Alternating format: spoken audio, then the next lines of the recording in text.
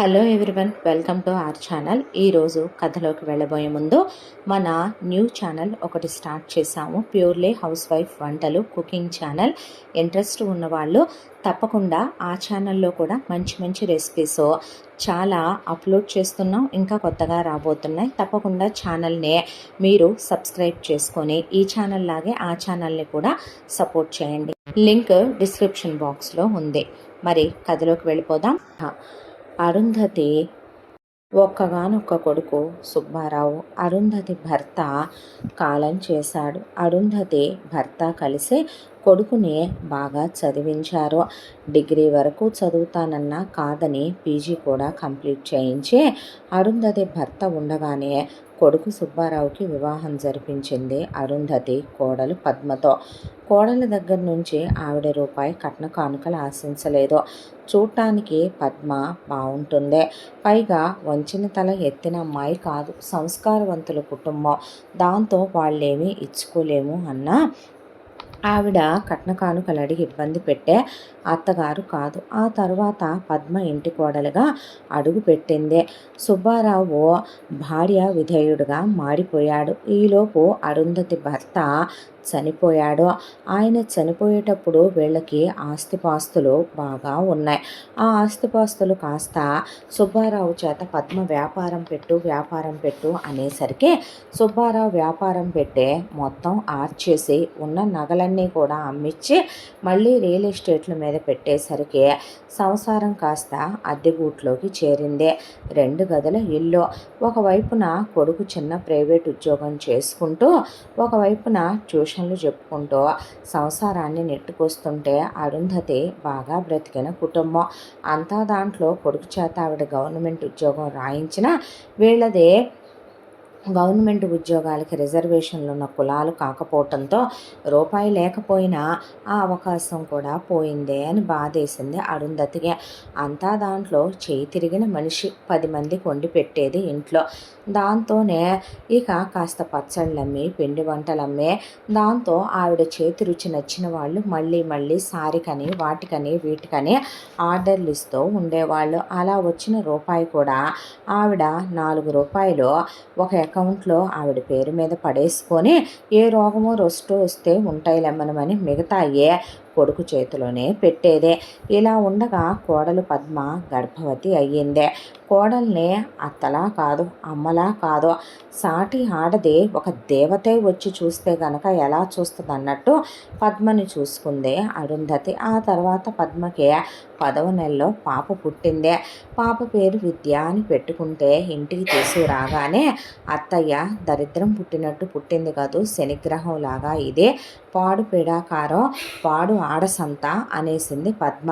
ఆ మాటకి అవేం మాటలే అలా మాట్లాడతావు, ఆడపిల్ల మహాలక్ష్మి కదో, ఏమో పాడు ఆడసంత, దరిద్రపు ఆడగుంపు, నాకు అస్సలు నచ్చరత్తయ్య, ఆడపిల్లలంటే ఎందుకు పుట్టింది అనుకుంటున్నావు కదో, పాడు దరిద్రం, తీసుకెళ్ళి ఏ చెత్తబుట్లోనో విసిరే, ఎవరన్నా పిల్లలు లేని వాళ్ళు అడిగితే ఇచ్చి పడేయత్తయ్య అనేసరికి ఆవిడ మనసు చివుక్కుమందే. ఆవిడ కోడలు అర్ధనా కట్నం తీసుకురాలేదని ఏ రోజు అన్నది లేదు. కోడలు అలా అడుగు పెట్టిన తర్వాత ఆవిడ భర్త పోయాడు. బిడ్డొచ్చిన వేళ గొడ్డొచ్చిన వేళ నా పసుపు కుంకాలు మింగేశావు, దేవుళ్ళలాంటి నా మొగుడు పోయాడు, ఏ రోగం రుష్టు లేకుండా పిడుగంటి మనిషి అని నిందా వేసి ఎరుగదు. ఆ తర్వాత పెట్టిన ఆస్తి లక్షల్లో కాదు కోట్లల్లో అరుంధతి భర్త సుబ్బారావుకే. ఉన్న పళాన మొగుడు చేత తెగనమ్మిచ్చే చేతగాని సుబ్బారావు చేత వ్యాపారం పెట్టించిందే. పోనీ ఆ వ్యాపారంలో కూర్చుంటే కనీసం మనం కట్టెలు కొని వ్యాపారం పెడితే కట్టెలు తగలడిపోతే బొగ్గన్న మిగులుద్దంటారు. ఆ వ్యాపారానికైనా మగాడిని పంపాలి కదో. ఒళ్ళు బలిసి ఆ వ్యాపారంలో అడ్డమైన వాళ్ళని పడేసి వాళ్ళకి జీతాలు పడేసి మొగుడిని 24 గంటలు పడకటింట్లో కూర్చోమని కొంగు కట్టేసుకొని సుబ్బారావు పెళ్ళాం కొంగు పట్టుకొని తిరుగుతూ పెళ్ళాం ఒళ్ళో కూర్చుంటూ ఎప్పుడు చూసినా వ్యాపారం నెగ్లెక్ట్ చేయటం వల్ల అంత నష్టాలు వచ్చినా అరుంధతి ఏమల్లా. ఉన్న నగలన్నీ ఉండే ఇల్లు కూడా అమ్మినా కూడా ఆవిడ రియల్ ఎస్టేట్ వ్యాపారాలని తగలెట్టినా బాగుపడటానికి చేసుకుంటున్నారు పిల్లలు అనుకుందే తప్ప కోడల్ని నీ పుట్టింటి దగ్గర నుంచి తెచ్చిన నిధులా ఏంటే అని ఆవిడ ఒక్కనాడు అనేరగదు. అద్దె కొంపలోకి మారాక కూడా కొడుకు కోడలతో పడకటంటి కాపురం చేస్తూ పొద్దున 10ంటికి వెళ్ళి సాయంత్రం కొంపలు మునిగిపోయినట్టు 10 దాకా కోడలు ఒంటి మీద చెయ్యేసి వెళ్ళి 5ంటికి వచ్చి మళ్ళీ బెడ్రూమ్లో దూరతాడు. 6:30కి మళ్ళీ బయటకు వచ్చి ట్యూషన్ చెప్పి 8:30 కల్లా వెళ్ళి తలుపులు వేసుకుంటారు. ఆవిడ ఏ రోజు ఒక మాట అనేరుగదు. అలాంటిదే ఇప్పుడు ఇది ఆడదు కాదా, దీని దాడజన్మ కాదా, పసిపిల్లను పట్టుకొనే దరిద్రమని శనిగ్రహమని అలా మాట్లాడొచ్చా అని పిల్లకి కాస్త పాలు ఇవ్వవే అంటే, నేను ఇవ్వనత్తయ్యా, నేను పాలు లేకుండా బిళ్ళలు వేసేసుకున్నాను, ఆ దరిద్రాన్ని చూస్తేనే నాకు అసహ్యం వేస్తుంది, నువ్వు పెంచుకోమని ఆవిడ ఒళ్ళు ఇసిరేసిపోయింది. ఆవిడకి బాధను పెంచిందే. ఎవరికి తప్పినా తనకి తప్పదేమో అనే దాంతో బిడ్డని గుండెలకి హత్తుకొని ఆవిడే విద్యకి తల్లి అయిందే. పిల్లని పెంచుతూ ఉండగా నాకు కొడుకులు కావాలి అని పద్మ ఒకళ్ళ తర్వాత ఒకళ్ళు 4 మగపిల్లల్ని కనేసిందే. ఓసిని దుంపదెగ, ఆ రోజుల్లో మాకున్న పొలం ఎంత, స్థలాలు ఎంత, ఆస్తిపాస్తులు ఎంత, ఇల్లు వాకిళ్ళు డబ్బు బంగారాలు ఉంటేనే ఒక్కడిని కన్నాను, నీ కొడుకుని నేను. నాకు పుట్టక నా మొగుళ్ళో లోపముండా, అలాంటిదే 4 కొడుకుల్నే కనీసం ఒక కూతురుతో వెరసి 5 ఏం పెట్టి పోషిద్దామనే. నారు పోసిన దేవుడు నీరు పోయడా ఏంటి, నువ్వు లేవా ఆయన లేడా అనేపాటికి ఒరే సుబ్బిగా సిగ్గన్నా ఉండొద్దంటరా నీకు, నాకు అబద్ధాలు చెప్తావా, నేను పిల్ల పుట్టంగానే ఆపరేషన్ చేయించరా అంటే అయిపోయిందని, రెండోసారి ఫెయిల్ అయిందని, మూడోసారి అబోషన్ టైం అయిపోయిందని, 4ఓసారి నువ్వు చేయించుకుంటే ఫెయిల్ అయిందని, 5ఓసారి అనుకోకుండా జరిగిపోయిందని తప్పుడు వెధవ అని ఆవిడ ఇలా లాభం లేదని చెప్పి కోడల్ని తీసుకొని వెళ్ళి ఇంకే డజన్ మందిని కంటదో అని ఆపరేషన్ చేయించుకొచ్చి తెచ్చి ఇంట్లో పడేసిందే. ఒకవైపున సుబ్బారావు ట్యూషన్లు చెప్పుకుంటూ సుబ్బారావు ఆ ఉద్యోగం చేసుకుంటూ, ఒకవైపున అరుంధతి పాపం పచ్చళ్ళే పట్టేదా, పిండి వంటలే అమ్మేదా. దానికి తోడు ఇల్లుగల్ల వాళ్ళు ఇక్కడ ఉండరు, ఉండేది ఇండివిజువల్ హౌసే, డబుల్ బెడ్రూమ్ ఇల్లు అయినా కూడా ఆవిడ కిందంతా కూడా చుట్టూ ఖాళీ స్థలం ఉంటే కాస్త కూరగాయ మొక్కలేసి కొంపలోకి తినటానికి పోను, మిగతా ఏదన్నా ఉంటే బయట చిన్న బల్లేసి ఆ బల్ల మీద కొనుక్కెళ్ళండి అమ్మా, నేనే ఎరువులు వేయకుండానే పండిస్తున్నానని వాళ్ళెదురుగానే ఆకుకూరలు కట్ చేసి ఇస్తా, వాళ్ళెదురుగానే కూరగాయలు కోసి కాటాలేసి ఇచ్చేది ఆవిడ. ఇలా వచ్చిన ప్రతి రూపాయే మీ దినం మీద పోయాల్సిందే అయిపోయింది, అంతమందిని కన్నావనే. మగపిల్లల్ని దగ్గరికి తీసుకుని పాపం వాళ్ళని ఆవిడే ఉన్నంతలోనే బట్టలు తీసుకురాను, పోనీ పిల్లల్ని కంది మిగతా 4 కొడుకుల మీద ఇష్టంతో పెంచుద్దేమో అనుకుంది ఆవిడ. కానీ అందం తగ్గుద్దని మగపిల్లలకి పాలివ్వల, వాళ్ళకు ఒక ముడ్డి గడగదు, చీ అంటది, వాళ్ళకి ఓ స్నానం జాన్సత్తు అంటది, వాళ్ళకి అన్నం పెట్టాలంటే నా వల్ల కాదు ఇసుకు చిరాకు అంటదే. దాంతో 5 బిడ్డల్ని చూడటం అంటే మాటలా ఆ వయసులో. ఆవిడ పొద్దున్నే లేచి వేడి నీళ్ళ బాయిలరేసి ఒకళ్ళ తర్వాత ఒకళ్ళకి ముందు కొడుకు కోడళ్ళకి నీళ్లు తోడి, ఆ తర్వాత పసివాళ్ళకి కక్కకి వెళ్ళామని సుస్సుకి వెళ్ళామని అవన్నీ చూసుకొని వాళ్ళకి స్నానాలు చేయించి వాళ్ళకి పాలు బట్టి వాళ్ళకి కాస్త టిఫిన్ పెట్టుకొని వాళ్ళకి ఆవిడే కొట్టుకొని పడుకోబెట్టుకొని ఆ తర్వాత స్కూల్కి వెళ్ళే టైం వచ్చింది.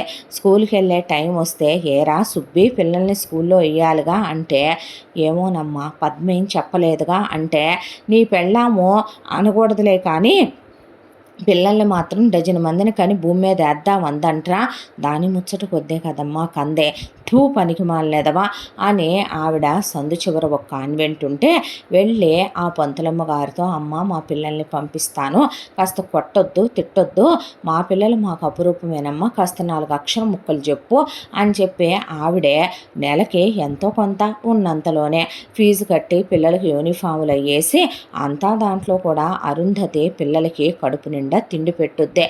ఉన్న అంతలోనే పిండి వంటలు వండేటప్పుడు ముందెత్తిన పసివాళ్ళకి తీసేసి పక్కన పెట్టే వేడివేడిగా అన్నం వండి పిల్లలకి అంత పండించే కూరగాయలే కాబట్టి కడుపు నిండా కూరేసి అన్నం పెట్టి వారానికి ఖచ్చితంగా ఒకరోజు గుడ్డు, ఒకరోజు చేప, ఒక రోజున చికెను ఖచ్చితంగా వండి పెట్టుద్ది పిల్లలకి.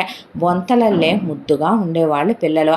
ఆవిడ ఖరీదు గల్ల డ్రెస్సులు అయిపోయినా బంగారపు నగలైపోయినా పిల్లల్ని మాత్రం మంచిగా పెంచేది ఉన్న అంతలోనే.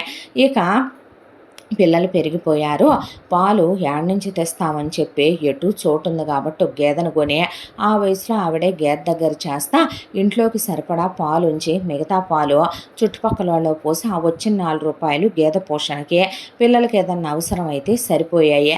ఇలా సంసారం నెట్టుకొస్తూ తోసుకొస్తూ ఉండగా మగపిల్లలు మంచివాళ్లే, చెడ్డవాళ్ళేమీ కాదు. కాకపోతే పిచ్చి వెధవలు, అయోమయం జగన్నాథం ధోరణి. అమ్మ పట్టించుకోదు, అబ్బా పట్టించుకోడు. దాంతో స్కూల్కి వెళ్ళరు. పిల్లలతో గోలికాయలు ఆడుకోవటం, అల్లరి చేయటం, ఇంట్లో ఏదైనా పది పరక దొరికితే తీసుకెళ్ళి కొనుక్కోవటం, లేదంటే కనుక ఇక స్నేహితులతో కలిసి సినిమాలని అయ్యని ఇయ్యని వెళ్తారు పిచ్చి సన్నాసులు. ఆవిడ కొట్టదు తిట్టదు, కానీ అరుస్తుంది పిల్లల్ని అలా చేయకూడదు అని అరుంధతి. ఇక వీళ్ళ సంగతి చెప్పేదేమీ లేదు. వీళ్ళ దినచర్యలో వచ్చిన మార్పు ఏమీ లేదు.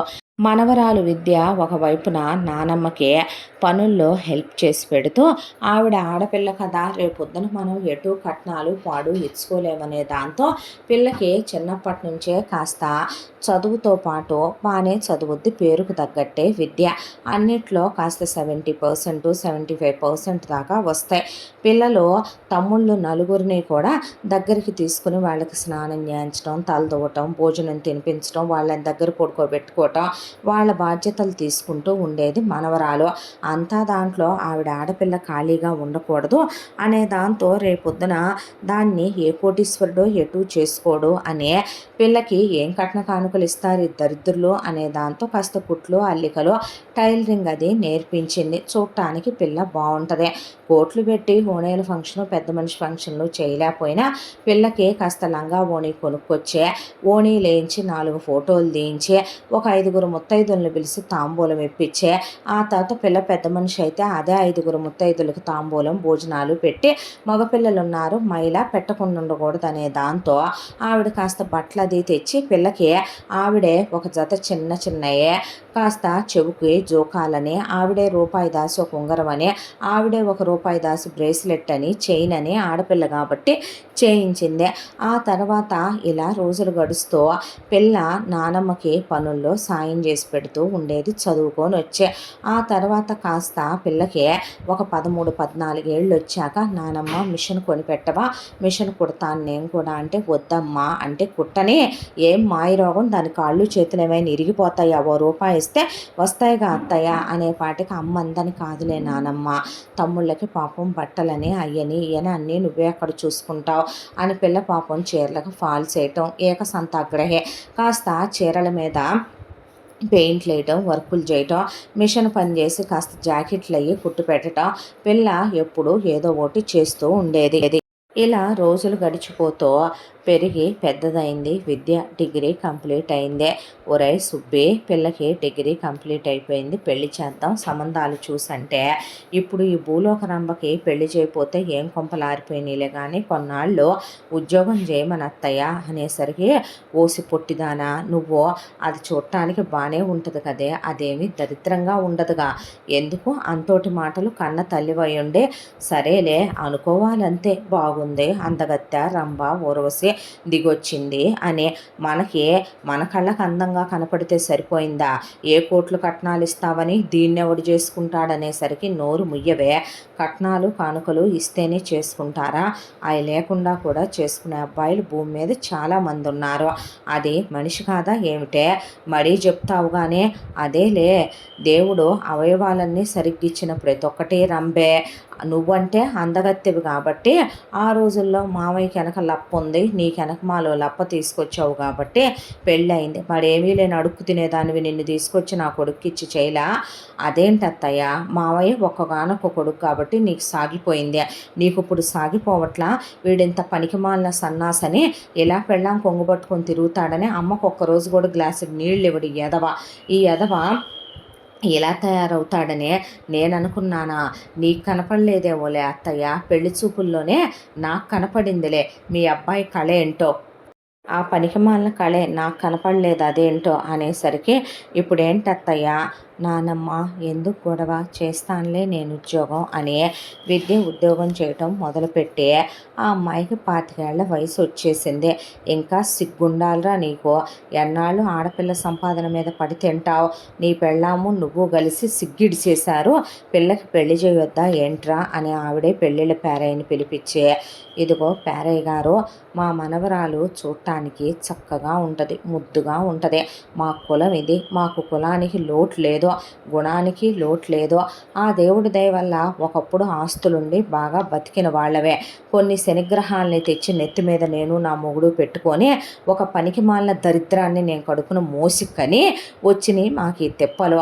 ఇక మా పిల్లకి మేము కట్న కానుకలు ఏమీ ఇచ్చుకోలేము, కాకపోతే మా పిల్లకి ఇంటి పని, వంట పని, డిగ్రీ చదువుకుంది, మిషన్ కుట్టవచ్చు, కుట్లు అల్లికలు అన్నీ నేర్పించాను, మంచి పిల్లాన్నే చూడయ్యా, చూడటానికి బాగుండాలి, కళ్ళు మూసుకొని కాపురం చేయలేరు కదా, కుల పట్టింపులు లేవు, అలా అని మరీ దూరాలు చూడొద్దు, అత్తారు ఉంటే అమ్మాయిని కొట్టేవాళ్ళు, తిట్టేవాళ్ళు కాకూడదు, ఆరళ్ళు పెట్టేవాళ్ళు కాకూడదు, ఆడపడుచులు లేకుండా ఉంటే మంచిది, ఉన్న పద్ధతిగా ఉండే సంబంధాలు చూడు అని చెప్పుకొచ్చింది ఆవిడ. చెప్పుకొచ్చాక ఏ రెండో సంబంధమో మూడో సంబంధమో ఇచ్చి చేస్తే దరిద్రం పోయేదానికి ఇన్ని చూసుకుంటా కూర్చుంటే ఏ ముసలోడుకో ముత్తకోడుకో ఇచ్చి చేస్తే అయిపోద్దే, ఎక్కడి నుంచి దొరుకుతారారు అనేపాటికి కొడితే పళ్ళు రాలుతాయే పద్మ నీకు అన్న తర్వాత అర్థమైందిగా పేరయ్య గారు అంటే సరేనమ్మా అని వెళ్ళిన పెళ్ళిళ్ళ పేరయ్య సంబంధాలు తీసుకురావటం మొదలుపెట్టాడు. ముందు ఓ సంబంధం తెచ్చాడు. పేరయ్య గారు, అబ్బాయి ఎత్తంతా 5'3" అమ్మ, ఏమయ్యా సిగ్గుందా నీకు, అమ్మాయి ఎత్తు 5'7", 5'3" అబ్బాయిని ఎలా చేసుకుంటుందయ్యా అంటే, ఎత్తు బూట్లు వేసుకొని 2 అంగుళాలు మేనేజ్ చేస్తాడని వాళ్ళ అమ్మ నాన్నలు అన్నారు. చూడటానికి ఎంత చండాలంగా ఉంటుందయ్యా, ఈడు జోడు పక్క పక్కనే వెళ్తుంటే, పొట్టోడు ఏదో పొడుగాట అమ్మాయిని చేసుకున్నాడని గేలు చేయరు, అది వాళ్ళకి విలువ కాదు, మనకి విలువ కాదు, అదేం పనిలే, కరెక్ట్గా లేదు, ఇంకో సంబంధం తీసుకురా అంటే, పెళ్ళిళ్ళ పేరే సరే అది వదిలేసేయండి అని ఇంకోటి తెచ్చాడు. ఎకాఎకిన అబ్బాయి వయసు 35, బట్టతల నల్లగున్నాడు, ఇక దానికి తోడు తేడాగా కూడా ఉన్నాడు మనిషి. ఈడేంది ఎలాగున్నాడు అంటే, ఇప్పుడు దాకా పెళ్ళెందుకు చేసుకోలేదు వాడు అంటే, ఏమీ లేదమ్మా, అంతకుముందు కాస్త అబ్బాయికి కొంచెం పై తిరుగుడది అలవాటు ఉండే, దానికి తోడు కాస్త సరిగ్గా చెప్పి చావయ్యా అనేసరికి, అంటే ఏమీ లేదమ్మా, అబ్బాయికి కాస్త పై తిరుగుడు అలవాటు ఉంది, దాంతో అంతకుముందు పెళ్ళి అవసరం రాలేదు, ఇప్పుడు ఆ తిరుగుళ్ళు కాస్త ఒంట్లో బాగోక తగ్గినే, మాకొద్దులే కానీ అర్థమైంది, నువ్వు వెళ్ళి ఇంకో సంబంధం పట్టరమ్మంటే ఇంకోటి తెచ్చాడు. ఇలా వచ్చిన ప్రతిదానికి వంకలు పెడితే దీనికి కన్నీసరి ఈ జన్మకు వదలదత్తా, నన్ను అడుగు అనేపాటికి, నీకు మాత్రం ఇప్పుడుకి ఆ ప్రాబ్లం లేదు కదబే, ఎల్లు చూసుకోబురే సుబ్బి, ఎల్లు లోపలికి అందావిడ. అన్న తర్వాత ఇంకో సంబంధం తెస్తే, ఎకాఎకిన 5 అక్కలు ఒక్కడే కొడుకు అన్నాడు పేరయ్య.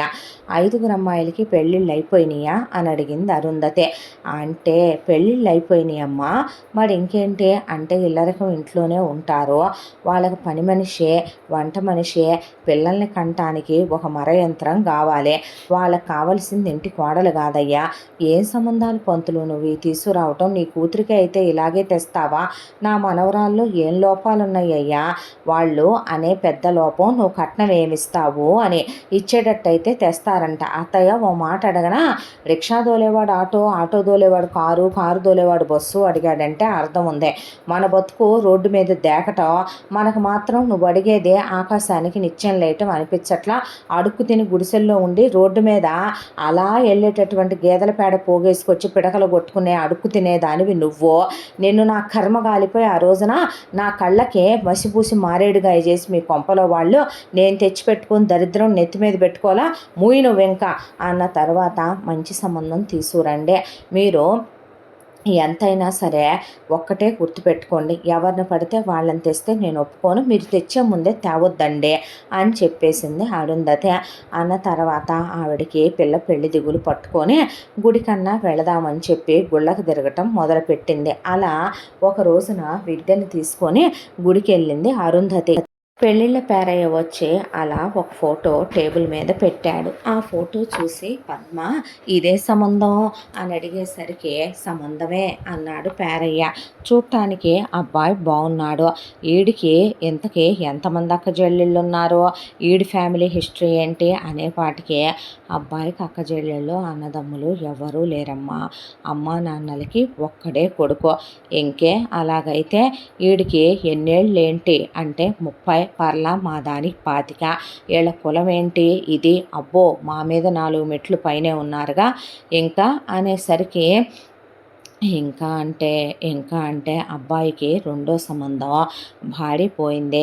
మా ముసలిది సచ్చినా ఒప్పుకోదు.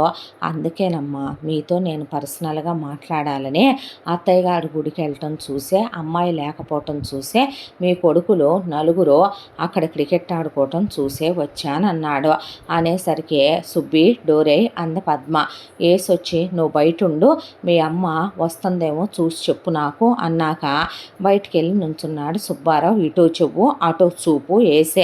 అయితే ఇప్పుడు చెప్పు ఏంటి విశేషం అంటే, అబ్బాయికి పెళ్ళయిందమ్మా, భాడిపోయిందే, 3 పిల్లలు అనేసరికి ఈ పెళ్ళి అయినట్టేలే కానీ అంటే ఒక మాటమ్మా అంటే ఏంటో చెప్పు. కోటీశ్వరులు, కోట్ల కొద్దీ ఆస్తిపాస్తులు ఉన్నాయి వాళ్ళకి కాటన్ మిల్లు ఉంది, జూట్ మిల్లు ఉంది, దాంతోపాటు పప్పు మిల్లులు ఉన్నాయి, రైస్ మిల్లులు ఉన్నాయి, ఆయిల్ మిల్స్ ఉన్నాయి, 100 ఎకరాల పొలాలు, పళ్ళ తోటలు, కొబ్బరి తోటలు, అన్ని ఆస్తిపాస్తులు ఉన్నాయి. బోల్డన్ని ఇళ్ళే ఉన్నాయమ్మా. ఒక 40-50 ఇళ్ళు దాకా అద్దెలకే ఇచ్చుంచారు. వాళ్ళకి ఎన్నుంటే మాకేమిట్లే కానీ మాకేమన్నా ఒరుగుద్దా పెట్టుద్దా అన్న తర్వాత ఆ విషయం దగ్గరికే వస్తున్నానమ్మా. మీ అమ్మాయి ఫోటో చూడంగానే మీ కులం నచ్చి వాళ్ళు మీ అమ్మాయిని వాళ్ళ అబ్బాయికి ఇచ్చి చేసుకోవటానికి ఒప్పుకున్నారు. ఇప్పుడు మా అత్తయ్య చెప్పుతో కొట్టుద్ది వచ్చాక, ఏటు ఈ సంబంధం అయ్యేది కాదులే పేరయ్య అన్న తర్వాత, అది కాదండి మీతో ఒక విషయం చెప్పాలి, వాళ్ళు ఎదురు కన్యాశుల్కం ఇస్తామన్నారు అనేసరికి ఎంత అంది పద్మ. అన్న తర్వాత అదేదో మీరే మాట్లాడుకోండి, అబ్బాయి వాళ్ళ అమ్మకు ఫోన్ చేసిస్తాను అన్న తర్వాత సరేనని పద్మ ఫోన్ చేసి ఇమ్మనమందే. పక్కకి వెళ్ళిందే. ఆవిడేదో చెప్పింది, ఈవిడేదో అన్నదే, ఆవిడేదో అడిగింది, ఈవిడేదో కానిచ్చిందే. వెరసి మొత్తానికి ఇక ₹1,00,00,000 అయితే ఆలోచిద్దామండి అంది పద్మ. అన్నాక 1,00,00,000 అంటే మరీ ఎక్కువ కదూ, సరే మేము ఆలోచించి చెప్తాంలే అనే ఒకళ్ళ ఫోన్ నెంబర్లు ఒకళ్ళు ఎక్స్చేంజ్ చేసుకుని పేరయ్యని వెళ్ళమని చెప్పింది పద్మ. ఆ తర్వాత నెక్స్ట్ డే పెళ్ళి కొడుకు వాళ్ళమ్మ ఫోన్ చేసి ₹1,00,00,000కి మాకు ఓకే, కానీ షరతులు తెలుసుగా అన్నాక ముందు కోటిస్తే తర్వాత షరతుల గురించి మాట్లాడుకుందాం అన్నాక ₹1,00,00,000 డబ్బులు వాళ్ళు వీళ్ళకి పంపించారు. పంపించిన తర్వాత ఇక మాట తప్పితే మర్యాదగా ఉండదు, మా గురించి నీకు బాగా చెప్పాను అన్నాక మాట తప్పే అలవాటు మాకు లేదు, నువ్వు ఎక్కువ మాట్లాడకుండా మర్యాద ఉంచుకో అంది పద్మ. ఆ తర్వాత అరుంధతి విద్య కూర్చొని పని చేసుకుంటూ ఉండగా పద్మ తీసుకొచ్చి ఒక ఫోటో మొహం మీద పడేసిందే. నానమ్మ మనవరాలికి పడేస్తే ఏంటే ఇదే పెళ్ళి కొడుకు ఫోటో అన్న తర్వాత, నీకు ఇవ్వటం ఏంటి పేరయ్య, నువ్వు తెచ్చావేంటి ఫోటో, నువ్వు దీనికి వచ్చిన సంబంధాలన్నీ చెడగొడతా కూర్చుంటే ఆడు మాత్రం పాపం ఎక్కడి నుంచి తీసుకొస్తాడో దాంతోనే నాకు తెచ్చి ఇచ్చాడులే అన్నాక ఏంటంట ఈ సంబంధం గురించి అందే అరుంధతే. అనేసరికి సుబ్బారావు డోరేసిరా అన్నాక దేనికే, ఏం లేదు 10 మంది ఎంటవెందుకు, మన ఇంటి హిస్టరీ అందుకే చెప్పాలే కానీ నీ దగ్గరకు వచ్చి చల్లకొచ్చి ముంత దాచడం ఎందుకు అత్తయ్యా, ఓపెన్గా మాట్లాడుకుందాం. అబ్బాయికి రెండో సంబంధం, అబ్బాయికి 3 పిల్లలున్నారంట. ఇది వాళ్ళ పిల్లల్ని సొంత పిల్లల్లా చూసుకోవాలి, అబ్బాయితో కాపురం చేయాలి. ఇది మంచిగా ఉందనుకో దీని ఒంటి మీద చెయ్యేసి రోజు ఇది సుఖపెడితే వాడు దీనికి ఒకళ్ళు ఇద్దరినో ప్రసాదించకపోడు. ఆ తర్వాత ఇక అంత ఐశ్వర్యం కోటీశ్వరులు శుభ్రంగా అనుభవిస్తా వెళ్ళిపోవటమే.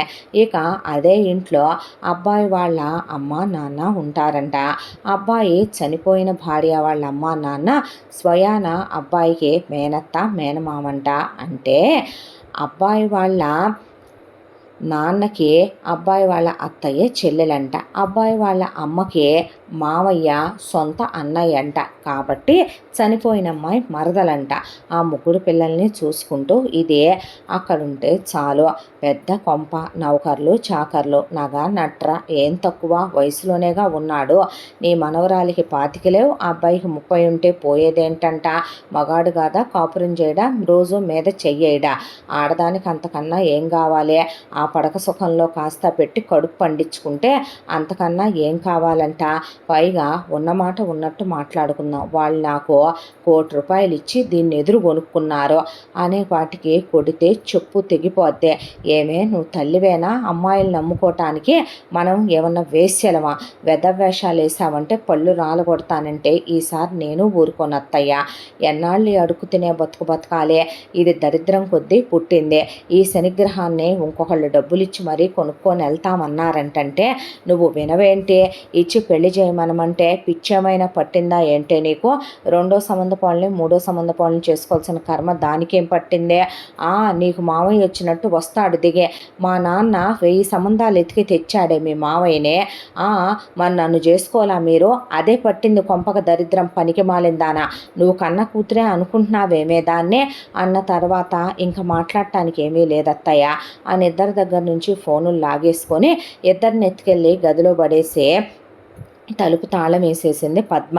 కిటికీలో నుంచి అన్నం వాటర్ బాటిళ్ళు విసిరేస్తే ఇదేందే మమ్మల్ని లోపల పెడతావు? ఏమో నీకు మనవరాలు మీద ఉన్న ప్రేమతో నువ్వు మనవరాలిని తీసుకొని పారిపోతే ఎటు తెల్లారితే పెళ్ళి అయిన తర్వాత నీ మనవరాలికి నువ్వు ఈ రాత్రంతా ఏం చెప్పుకోవాలో చెప్పుకొని అత్తారింట్లో ఎలా ఉండాలి ఏం చేయాలనేది చెప్పుకోమ్మా అని చెప్పి పద సుబ్బారావు అని చెప్పి లోపల బెడ్రూమ్లోకి వెళ్ళాక పద్మ అన్నాడు సుబ్బారావు.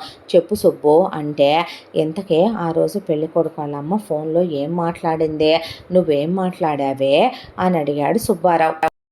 ఏముందయ్యా మాట్లాడటానికి, వాళ్ళ కొడుక్కి వాళ్ళ మేనగోడలికి పెళ్లి జరిగిందంట. తర్వాత 3 పిల్లలు పుట్టారంట. ఆ అమ్మాయి యాక్సిడెంట్లో చనిపోయిందంట. వాళ్ళ మేనగోడలికి వాళ్ళు పెద్దపీట వేశారంట. ఆ అమ్మాయి చనిపోయిన తర్వాత కూడా ఆ ఇంట్లో కోడలుగా ఆ అమ్మాయిని తప్ప దీన్ని యాక్సెప్ట్ చేయలేం అన్నారు. దీనికి కోడలు స్థానం ఇవ్వలేమన్నారు.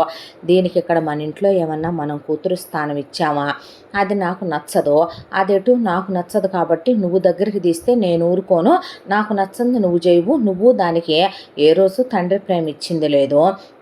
దానికి ఇక్కడ అలవాటేలే అని చెప్పాను. మేము ఇంట్లో ఇంత ఇచ్చి కొనుక్కుంటున్నాం కాబట్టి ఇంటి పని వంట పని చేయించుకుంటాము. మళ్ళీ పని మనిషిలా చూశారంటే ఊరుకోమంటే మా ఇంట్లో అలవాటేగా చేయించుకోమన్నాము. ఏ రోజుకి కోడలి స్థానం ఇవ్వలేనన్నారు. పర్లేదు మీ ఇష్టం వచ్చిన స్థానం ఇచ్చుకోండి అన్నాను.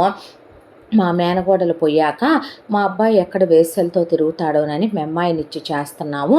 మా అబ్బాయి మోజు తీరి ఆశ తీరిందాకా కాపురం చేస్తాడు, కాదనకూడదు, విసుక్కోకూడదు, మా అబ్బాయిని తోసేయకూడదు అని చెప్పింది. మీ ఇష్టం వచ్చినట్టు వేసేలాగా కాపురం చేయాలంటారు ఆడదే, అలాగే చేయించుకోండి. ఇప్పుడు ఎవరొద్దన్నారో మీ కోళ్ళు అయ్యాక మీ ఇష్టం అని చెప్పాను. ఆ పిల్లల 3 కొంచెం తేడా రకాలంట. ఆ పిల్లలు కొడతారంట, తిడతారంట, ఆ చేతిలో ఏది ఉంటే అదేసి కొడతారంట. అయినా మీ అమ్మాయి పడుండాలి, పిల్లలను మాట అనకూడదంటే దాని బతుకు అనేంత లేదులే, పడుంటుంది, ఎవడి కోసం పడుండదు అని చెప్పాను నేను. చెప్పిన తర్వాత దీనికి మళ్ళీ వాళ్ళ అబ్బాయి పిల్లల్ని కంటం వాళ్ళకి ఇష్టం లేదంట. వాళ్ళ వారసులుగా మొదటి పెళ్ళానికి పుట్టిన 3 పిల్లలే ఉండాలంట. కాబట్టి మీ అమ్మాయి గర్భసంచి తీసేసి పిల్లలు పుట్టకుండా ఆపరేషన్ చేయించు అన్నారు. మా అత్తను నా కూతురు చెప్పుతో కొడతారు, రోడ్లెక్కి పోలీస్ స్టేషన్లకి ఎక్కి మమ్మల్ని మీడియాలకు ఎక్కిస్తారు. వాళ్ళ సంగతి బాగా తెలియదు అనేసరికి సరే మేమే అయితే దానికి ఏదో ఒక బిళ్ళలు మింగిచ్చి పాలల్లో మందు కలిపి కడుపు రాకుండా చూసుకుంటామంటే మీ ఇష్టం వచ్చింది చేసుకోండి, మీ ఇంటికి వచ్చిన తర్వాత నా నెత్తికి పెట్టొద్దు అన్నాను. అన్న తర్వాత ఫస్ట్ అదేమైనా తక్కువదా, 10 లక్షలు పెట్టి కానిచ్చేద్దాం పెళ్ళి అంది. నేను అస్సలు కుదరదని ₹1,00,00,000 బేరం మాట్లాడితే ముక్కుతాం మూలుగుతా టైం తీసుకొని వాళ్ళకి వేరే ఆప్షన్ లేదు. దాంతోనే ఇలా పని మనిషి, వంట మనిషి, పిల్లల్ని చూసుకొని, కొడుకుని సుఖపెట్టి, ఇంట్లో వాళ్ళు కాళ్ళొత్తమంటే ఒత్తి అన్నీ చూసుకునేది ఏడ దొరుకుద్దయ్యా. పైగా దీనికి కులం ఒకటి ఏడిసింది. చూడటానికి బాగానే ఉంటుంది కదా. దాంతోనే ₹1,00,00,000 ఇవ్వటానికి ఒప్పుకున్నారు. ఇక ₹1,00,00,000 పంపించారు. అందుకే పెళ్లి ఏర్పాట్లు చేసుకున్నారు. తెల్లారితే పెళ్ళి. ఆ విషయం నీ అమ్మ నీ కూతురుకు ఇప్పుడు తెలిసి ఎగిరెగిరి పడుతున్నారు. ఇంకా చేయగలిగింది ఏముంది, అందుకే ఎత్తుకెళ్ళి గదిలో ఇసిరేసి వచ్చా. రా పడుకుందాం, నిద్ర వస్తుంది అంది పద్మ. సరే అన్నాడు సుబ్బారావు. కానీ అవతల గదిలో ఉన్న విద్య వెక్కిళ్ళు పెట్టి ఏడ్చింది. అరుంధతిని కౌగిలించుకొని, నాకు ఈ పెళ్లి చేసుకోవటం ఇష్టం లేదు నానమ్మ. చిన్నప్పటి నుంచి నువ్వేమని చెప్పేదానివే. భర్త అంటే కలల రాకుమారుడు, గుండెల్లో పెట్టుకొని చూసుకునేవాడు. తాతయ్య నిన్ను పెళ్లి చూపుల్లో చూసి పెళ్లి చేసుకున్న తర్వాత నిన్ను దేవతలా చూసుకునేవాడు. కాలు కింద పెట్టనిచ్చేవాడు కాదు. ఎంతో ప్రేమను పంచే పిల్లల్ని కంటే ఎక్కడ నువ్వు పురుటి నొప్పులు తట్టుకోలేవేమోనని నాన్న తర్వాత పిల్లలే వద్దన్నాడు. అసలు నిన్ను ఒక్క క్షణం వదిలి ఉండేవాడు కాదు అని ఎన్ని చెప్పావు నానమ్మ. ప్రేమంటే అలా అన్నావు, ఇలా అన్నావు. తాత ఉండంగా అన్ని నగలేసుకున్నానమ్మా. మీ నాన్న దగ్గరకు వచ్చేపాటికి గ్రామ్ పోగులతోనూ కట్టుగాజులతో మిగిల్చేశాడు పనికిమాలినోడని ఎన్నోసార్లు బాధపడేదానివే. ఇప్పుడు అతనికి రెండో పెళ్ళి, 3 పిల్లలు. పైగా అతను మరదల్నే చేసుకున్నాడంటే ఇష్టం లేకుండానే మరదల ఒంటి మీద చేయకుండానే అతను 3 పిల్లల్ని కన్నాడా. ఆ పిల్లలు ఎంత ప్రేమ బంధం కాకపోతే వాళ్ళ అమ్మమ్మ తాతయ్యల్ని కూడా ఇంట్లో ఉంచుకున్నాడు.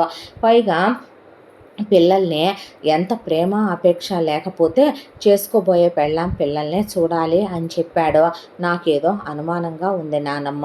రేపొద్దున పెళ్లి చేసుకొని వెళ్ళిపోయిన తర్వాత పిల్లల కోసమును ఇల్లు చూడటం కోసం చేసుకుంటున్నాడా, తన శారీరక అవసరాల కోసం చేసుకుంటున్నాడా, లేదంటే ఇంటి కాపలా కుక్కగా పడటానికి చేసుకుంటున్నాడా? మనసు అర్థం చేసుకుంటారా? పోయిన భార్యకి ఎంత విలువ ఇవ్వకపోతే నిలువెత్తు పటాలు కట్టి ఇంట్లో పెట్టుకున్నారని అమ్మ చెప్తుంది. రేపు నా స్థానం ఏంటి అక్కడ? నాకు ఇష్టం లేదు నానమ్మ. కోటీశ్వర్లు కావాలని నేను ఎప్పుడూ అనుకోలేదు. కష్టపడి నెలకు 30,000 50,000 తెచ్చుకున్నా మహా అయితే ఇంటి ఖర్చులు ఎంత అవుతాయి? నేను మిషన్ కుట్టుకొని, నేను ట్యూషన్లు చెప్పుకొని ఉద్యోగానికి కూడా వెళ్ళొచ్చిన నెలకి నేను ₹1,00,000 సంపాదించుకోగలను. అతను అలాగే ఏ ట్యూషన్లో చెప్పుకొని ఏ ఉద్యోగానికో వెళ్ళొస్తే ₹1,00,000 వస్తాయి. ఒకళ్ళ మొత్తం వాడుకున్నా ఇంకొకళ్ళే మా రిటైర్మెంట్కి పిల్లల భవిష్యత్తు కూడా దాచుకోవచ్చు. వాళ్ళకు ఒక అమ్మా నాన్న ఉన్న నెలకు 10,000 20,000 పంపించవచ్చు. అంతేకాని ఈ నరకాలన్నీ నేను పడలేను నానమ్మ. నాకు వద్ది పెళ్ళి అన్నాక. ఎందుకమ్మా కంగారు పడతావు? రేపు అది గుళ్ళో పెళ్ళి అని చెప్పింది కదా, గుడి దాకా వెళ్దాము. ఈలోపు నువ్వు గుడి వెనక నుంచి పారిపోదుగానే. అర్థమైందా? నిన్ను నేను చదివిచ్చాను. ఎక్కడో చోట నువ్వు బతికితే తర్వాత నేను మెల్లగా వీళ్ళ దగ్గర నుంచి తప్పించుకొని నీ దగ్గరికి వచ్చేస్తా. నీకు నచ్చినోడిని చేసుకుంటా కానీ అని ఆవిడ చెప్పి పిల్లని ఓదార్చి ఏడవబాకన్నాక తెల్లారి పెళ్లి వాళ్ళ ఇంటి దగ్గర నుంచి ఒక్క నగ పంపించలేదు. చీర వరకు పంపించారు. ఇది కట్టుకొని రెడీ అవ్వమంటే అసలు అత్తగారు ఏం మాట్లాడలా. పద్మ దొంగ మొహందదే.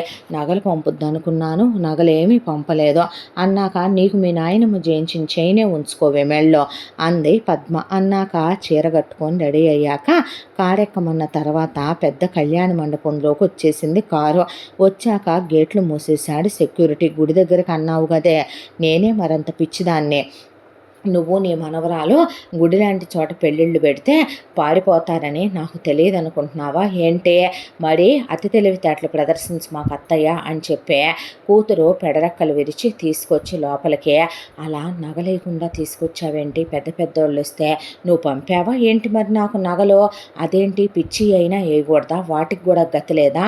నీ కొడుకుని చేసుకోవటానికి అయ్యే ఎక్కువని అనుకున్నానులే. నీ కూతుర్ని మేము కోడలుగా చేసుకోవటం దాని బతుక్కి ఎక్కువ, దానికి మళ్ళీ నగలు కావాలా అని నేను పంపలేదులే. అలాంటప్పుడు మూసుకోవమ్మా. సరే తీసుకొచ్చి కూర్చోబెట్టి చేసేదేముంది ఇప్పుడు అన్నాకేంటే వియ్యపురాలతో మాట్లాడుతున్నావంటే నగలు వేయాల్సిందంట అంటుందంటే ఇప్పుడు అదొకటే తక్కువలే అని ఆవిడ మాట్లాడుతూ ఉండగానే ఆ అమ్మాయిని తీసుకెళ్ళి కూర్చోబెట్టి ఒకళ్ళనొకళ్ళు చూసుకొని అమ్మాయి కళ్ళల్లో నీళ్లు తిరిగిపోయినాయి. పెళ్లి కొడుకుని చూసే.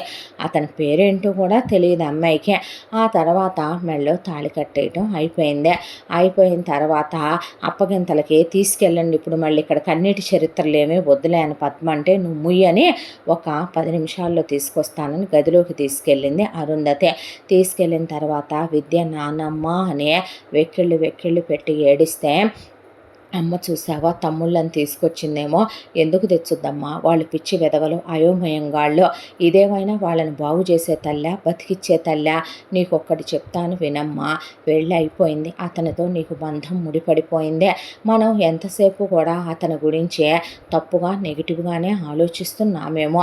ఒకవేళ ప్రతి మగాడు చనిపోయిన భార్య జ్ఞాపకాల్లోనే ఉండాలనుకోడమ్మా, శారీరక సుఖాల కోసమే పెళ్లి చేసుకోవాలనుకోడు. ఇంటికి వచ్చేసరికి తనకో తోడు, తనకన్ని నీళ్లు తోడి అంత అన్నం పెట్టి తనతో కబుర్లు చెప్పే ఒక గ్లాసుడు మంచిళ్ళు ఇచ్చి బాగోపోతే చూసే స్నానం చేసేటప్పుడు ఈపు రుద్ది రాత్రి అతనికి తోడుగా ఉండే సహచరిగా కాపురం చేసే ఇల్లాలు కావాలని కోరుకుంటారు. ఇప్పుడు ఒక విషయం చెప్తాను నేను నీకు. అతని ముగ్గురు పిల్లలు తల్లిని కోల్పోయి తల్లి ప్రేమ కోసం ఎదురు చూస్తున్నారేమో. అవతల వాళ్ళ మేనత్త మేనమామ వాళ్ళ కూతుర్ని ఈ అబ్బాయికి ఇచ్చి చేసుకుంటే వాళ్ళ అమ్మాయి పోయింది కాబట్టి వచ్చే అమ్మాయి వాళ్ళ కూతురు అవుద్దా అని అనుకుంటున్నారేమో. వీళ్ళ అమ్మ నాన్న ఎంతైనా పోయిన అమ్మాయి మేనగోడలో వచ్చే కోడలు ఎలా చూసుద్దో అని అనుకుంటున్నారేమో. ఎవరికి తెలుసమ్మా నీ మంచితనం గురించి? నాకు తెలుసు. నువ్వు ఆ పిల్లల్ని కొట్టవని, తిట్టవని, ఆరళ్ళు పెట్టవని, అతన్ని దూరం పెట్టవని, అతనితో నీ జీవితాన్ని ఆనందంగా పంచుకోవాలమ్మా. రెండో సంబంధం, మూడో సంబంధం అనుకోవటానికి లేదు. ఒక విషయం చెప్పమంటావా? ఈ రోజుల్లో పెళ్లికి ముందు అబ్బాయిలైనా అమ్మాయిలైనా ఎన్ని చేతులు మారుతున్నారో ఎవరికి తెలుసో. చేసుకున్న వాళ్ళతో కట్టుబడి ఉంటున్నారా లేదా, జీవితాంతం పిల్లల్ని కానీ సంసారాలు నెట్టుకొస్తున్నారా లేదా అని అమ్మా నాన్నలు పెళ్లి చేసి పంపట్లేదో. ఇప్పుడు ఆ అబ్బాయికి పెళ్ళయింది, మనకు కనపడుతుంది. అలా కాకుండా మీ నాన్న కళాకారుడు కాదా? మీ అమ్మకు ముందు ఎంతమంది? మీ అమ్మే నలుగురితో ప్రేమాయణాలు నడిపిందంట. శీలాల గురించి మాట్లాడే రోజులు కావులేమ్మా ఇవే. మీ తాతయ్యలా నాలా నీలా ఉండాలంటే అందరూ ఉండే విషయం కాదు. నువ్వే కలిసిపోవాలి, నీ బతుకు పండించుకోవాలి, నువ్వే ఆ పిల్లలకి తల్లి అవ్వాలి, నీ అత్తమామలు కూతురు అవ్వాలి. అవతల వాళ్ళు కూతుర్ని మర్చిపోయేలా నువ్వే చెయ్యాలి. ఇంటి బాధ్యతలన్నీ తీసుకో, ఆ అబ్బాయికి దగ్గరవ్వు, ఆ అబ్బాయితో ప్రేమగా ఉండు, ప్రేమ మమకారాల్ని పంచు, కూర్చొని మాట్లాడమ్మా. నీ బ్రతుకుని బంగారంలా నువ్వు మలుచుకోవాలి. ఇప్పుడు కట్టిన తాళిని తెంచేసి నువ్వు బయటకు వస్తావు, మీ అమ్మ నాన్న ఊరుకుంటారా? నువ్వు చదువుకున్న డిగ్రీకి నీకు ఎంతోటి ఉద్యోగం వచ్చుద్దే. ఇప్పుడు మళ్ళీ విడాకులు రచ్చ రొదన అవుద్దే. అంతా అయిన తర్వాత ఇప్పుడు నువ్వు సెకండ్ హ్యాండ్ అంటారు కానీ మొదటి పెళ్ళి అంటారా? మొదటి పెళ్ళికే నీకు పెళ్లి చేయటానికి 5 ఏళ్ల కాలం నుంచి ఎవడూ రాలేదు. మనం ఏ కట్నాలు ఇవ్వలేమని చెప్పి ఇప్పుడు ఈ మచ్చ కూడా పడితే ఎవడైనా వస్తాడా? అసలు ఇప్పుడు ఇవన్నీ అవసరమా అమ్మా? నీ జీవితాన్ని నువ్వు జాగ్రత్తగా చూసుకో తల్లి అన్నాక నా బతికేదో తగలడిపోయింది నానమ్మ. ఇప్పుడు నా జీవితం గురించి నేను ఆలోచించట్లేదో. వాళ్ళేదో డబ్బులు ఇచ్చారంద కదా, తమ్ముళ్ళ భవిష్యత్తులు మాత్రం నాలా కాకుండా చూడు నానమ్మ. ఇక నా జీవితం గురించి అంటావా? ఒక చిన్న ఆశ నువ్వు అన్నట్టు జరిగితే అంతకన్నా ఏం కావాలే. వెళ్తాను నానమ్మ అనే ఆ అమ్మాయి మొగుడితో కలిసి కారెక్కేశాక ఇటు వీళ్ళు ఇంటికి వచ్చారు. ఇంటికి వచ్చాక అరుంధతి పద్మ అంటే చెప్పత్తయ్య, ఏదే వాళ్ళు ఇచ్చిన ₹1,00,00,000 బ్యాగు ఇవ్వు, ముసల్దానివి కదా ఆరు, చాలా కాలమైంది కదా డబ్బులు స్మెల్ చేయక, చెయ్యమ్మా చెయ్యే, అనుభవించవే, అలా డబ్బు కట్ల మీదేసుకో కాసేపు. ఎప్పుడో మామయ్య ఉన్న రోజుల్లో ఎంజాయ్ చేసి ఉంటావు, అంతంత డబ్బులు చూసే మళ్ళీ నా వల్ల కాదా ఏంటే? దాన్ని మోసింది నేను కాదా, కంద నేను కాదా, నెప్పులు పడే మనం కన్నవాళ్ళని మనం యూస్ చేసుకుంటే తప్పులేదారు. నీ కోపం వచ్చుద్దేమో అనుకున్నానంటే ఓకే పద్దు ఇటివ్వని తీసుకుంది అరుంధతి. తీసుకున్న తర్వాత పద్మ అంటే చెప్పు, నా గదిలో బీరువా ఉందిగా, బీరువాలో పెడతానంటే ముసలిది ఏం చేసుకుంటుంది డబ్బులు, పెట్టుకో అంది పద్మ. అన్నాక పాపం మీరెప్పుడు ఎక్కడికే వెళ్ళలేదు కదమ్మా పెళ్ళయ్యాక, ఈ 50,000 తీసుకొని గోవా ట్రిప్ వెళ్ళండి ఇద్దరు అన్నాక, రియల్లీ అరు హనీమూన్కి వెళ్ళమంటున్నావా? సుబ్బు ఐ లవ్ యూ, పద వెళదామని చెప్పి పద్మ బయలుదేరి వెళ్ళిందే. వెళ్ళిన తర్వాత అరుంధతి జుట్టు ముడేసి చీర కొంగు బొడ్లో దోపి మనవాళ్ళు నలుగురు ఎక్కడెక్కడ గాలికి తిరుగుతున్నారా అని ముందు నలుగురిని ఎతికి పట్టుకొచ్చిందే. పట్టుకొచ్చాక బెల్ట్ తీసుకొని నలుగురిని ఉతికి పారేసి ముందు బజార్కి తీసుకెళ్ళి తలా ఓ జత బట్టలు కొనిపెట్టిందే. కొనిపెట్టాక పదండ్రా ఎదవల్లారా అని చెప్పి నలుగురిని ఒకే క్లాసులో వేయాలని చెప్పి మొదటి నుంచి ఒకటే క్లాసులు చదువుకుంటా వస్తున్నారు. అన్నదమ్ములు నలుగురు వయసులో ఏడాది తేడా ఉన్న ఒకే క్లాస్ చదువుతారు కాబట్టి నలుగురిని పట్టుకెళ్ళి ఆవిడ ఇంటర్లు అయిపోయినాయండి, గాలికి తిరుగుతున్నారు, చదువు సంజ లేదో, ఇంజనీరింగ్ నుంచి పీజీ దాకా ఎంతండి మీ కాలేజీలో అని అడిగేపాటికే హాస్టల్ ఫీజుతో సహా కలిపి చెప్పండి ఇవ్వండి అనేసరికి వాళ్ళు ప్యాకేజీ 18 లక్షలు అని చెప్పారు.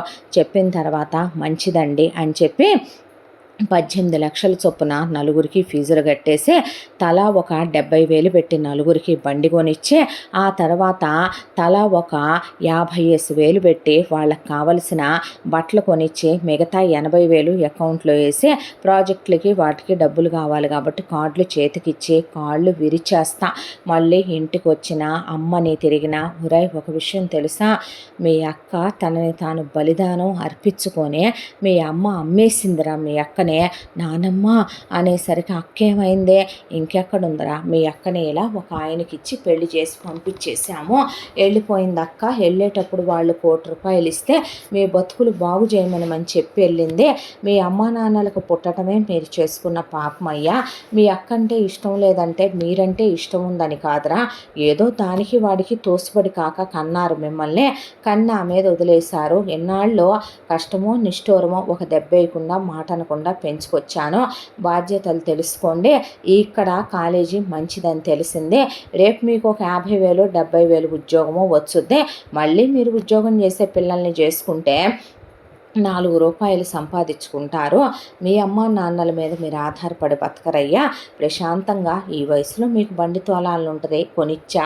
మంచి బట్టలు వేసుకోవాలని ఉంటుంది, బట్టలు బుట్లు కొనిచ్చాను. వేషాలు వేయొద్దు. పెళ్లికి ముందు అమ్మాయిల్ని ప్రేమించడం తప్పు కాదు, పెళ్లి చేసుకునే వాళ్ళని ప్రేమించండి. కడుపులు చేయటం గాలికి తిరగటం ఇవన్నీ వద్దు. మీకు 80,000 ఖర్చులు కావాల్సి వస్తాయేమోనని వేశాను. ఇక నా దగ్గర రూపాయి లేదు మీరు అడగటానికి కూడా. ఈ 6 ఏళ్ళు మిమ్మల్ని ఫీజులని కూడా అడగడం ప్రిన్సిపల్. జాగ్రత్తగా ఉండే హాస్టల్లో మంచిగా ఉంటుందంటే ఇక్కడ ఫుడ్ కూడా శుభ్రంగా తిని ప్రశాంతంగా ఉండండి. అర్థమైందా? వేషాలు వేయొద్దంటే అక్క ఇప్పుడు అక్క గురించి ఎందుకులే, ముందు మీ సంగతి మీరు చూసుకోండి అని ఆవిడ ముందు ఇంటికి వచ్చింది. వస్తే వెరసి పిల్లలకి 80 లక్షలు పోయినాయి, నలుగురి మీద ఇంకొక 20 మిగిలినాయి.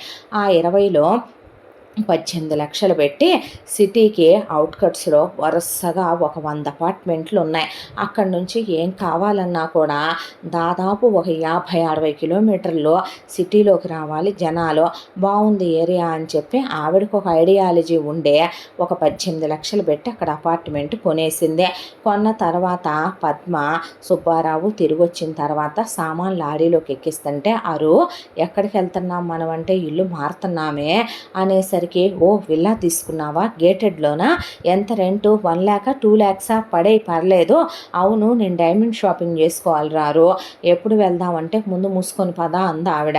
అన్న తర్వాత అలాగంటావా, వెళ్దామన్న తర్వాత ఏంటి ప్యాలెస్ లాంటి ఇల్లు తీసుకుంటావు అనుకుంటే ఏదో అపార్ట్మెంట్ సింపుల్గా ఉంది ఎక్కడికి తెచ్చావు అన్నాక ఫ్లాట్లో అన్నీ సర్దేశాక ఆవిడ సామాన్లు సర్దుకుంటూ ఒరే సుబ్బిగా ఇది అటుపెట్టు అది ఇటుపెట్టు అన్న తర్వాత నేను అడుగుతుంటే చెప్పవేంటారు, ఏం జరుగుతుందిరా ఇక్కడ అనేపాటికి పద్దు అంటే అందే, నేను ఒకసారి లెక్కలు చెప్తాను వినవే అన్నాక చెప్పు అన్నాక నీ 4 కొడుకులకి ఒక్కొక్కళ్ళకి ఇంజనీరింగ్ నుంచి పీజీ దాకా ఫీజు, హాస్టల్ ఫీజు, ఆ తర్వాత నలుగురికి బట్టలు, నలుగురికి తలా ఒక 80,000 డబ్బులు, తలా ఒక 70,000 బైకు కొనిపెట్టొచ్చానే, ఎంత అయింది అనేసరికి ఒక్కొక్కళ్ళకి 20 అయింది.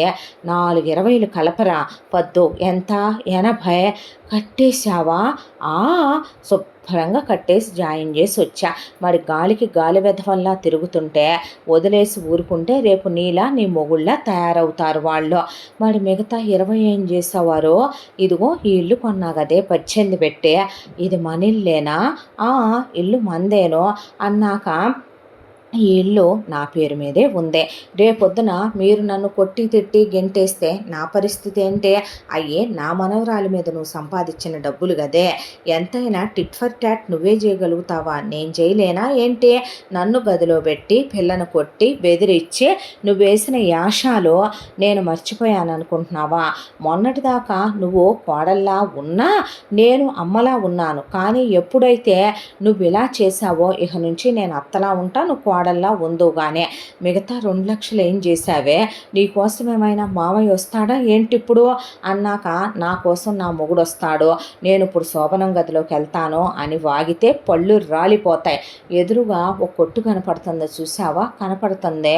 దాని మీద పేరేమైనా ఉంది, అరుంధతి జనరల్ స్టోర్స్ అని ఉంది. ఎస్, నీ మొగుడు అడుక్కు తినే వెధవా, ఇక్కడ ట్యూషన్లు చెప్పడానికి పిల్లలు లేరు కాబట్టి ఈ పనికిమాలిన చెత్త వెధవ కోసమని నేనే 1,50,000 పెట్టి ఆ షాపు తీసేసుకుని దాంట్లో సరుకు కూడా ఆల్రెడీ కొని పెట్టేసి ఉంచాను. ఇక్కడ ఉన్న 100 అపార్ట్మెంట్లకి కూడా నువ్వు కొట్లో కూర్చుంటే నీ మొగుడు హోమ్ డెలివరీలు చేసుకొని సరుకులు ఇచ్చి ఏ రోజు ఆ రోజు హోల్సేల్లో వెళ్ళి సరుకులు తీసుకొచ్చుకొని కష్టపడితే 4 రూపాయలు మిగులుతాయి అన్నమాట. దాంతోపాటు షాప్లో నా పిండి వంటలు పచ్చళ్ళు కూడా పెడితే ఫ్రెష్గా ఎక్కడోళ్ళే కొనుక్కెళ్తామని చెప్పారు. ఆ పక్కనే ఉన్న స్థలం ఇంకా అది ఏమీ వేయలేదు కాబట్టి నేనే ఓ 10,000 ఇస్తానులే బాబు అని అక్కడంతా బాగు చేయించి ఆకుకూరలో కూరగాయ మొక్కలు కూడా నాటేశాను ఆల్రెడీ. అన్న తర్వాత అవన్నీ కోసి ఇక్కడే అమ్ముతామన్నమాట. అన్నాక ఇక కూర్చుండిపోయి మిగతా 50,000 నీ ఖర్చులుగానే ఉంచానే అన్న తర్వాత నా ఖర్చులా మొన్న నువ్వు హనీమూన్కి వెళ్ళేటప్పుడు ఇవ్వలా నేను అవి నీయి కాదా? అవును నాయే, అందుకే మరి ఆ 50 నాది నేను వెనక్కి తీసుకున్నాను అన్న తర్వాత నీ అకౌంట్లో బాగానే ఉంటాయిగా అత్తయ్య డబ్బులు అన్న తర్వాత లేకపోతే నువ్వు నీ మొగుడు నన్ను చూస్తారా ఏమే? ఇప్పటికిప్పుడు ఏదన్నా రోగం వచ్చిందనుకో ఏం చేస్తా నువ్వు? నీయే 2 కిడ్నీల్లో 1 కిడ్నీ అమ్మి నీకే నయం చేయిస్తాను అత్తయ్య.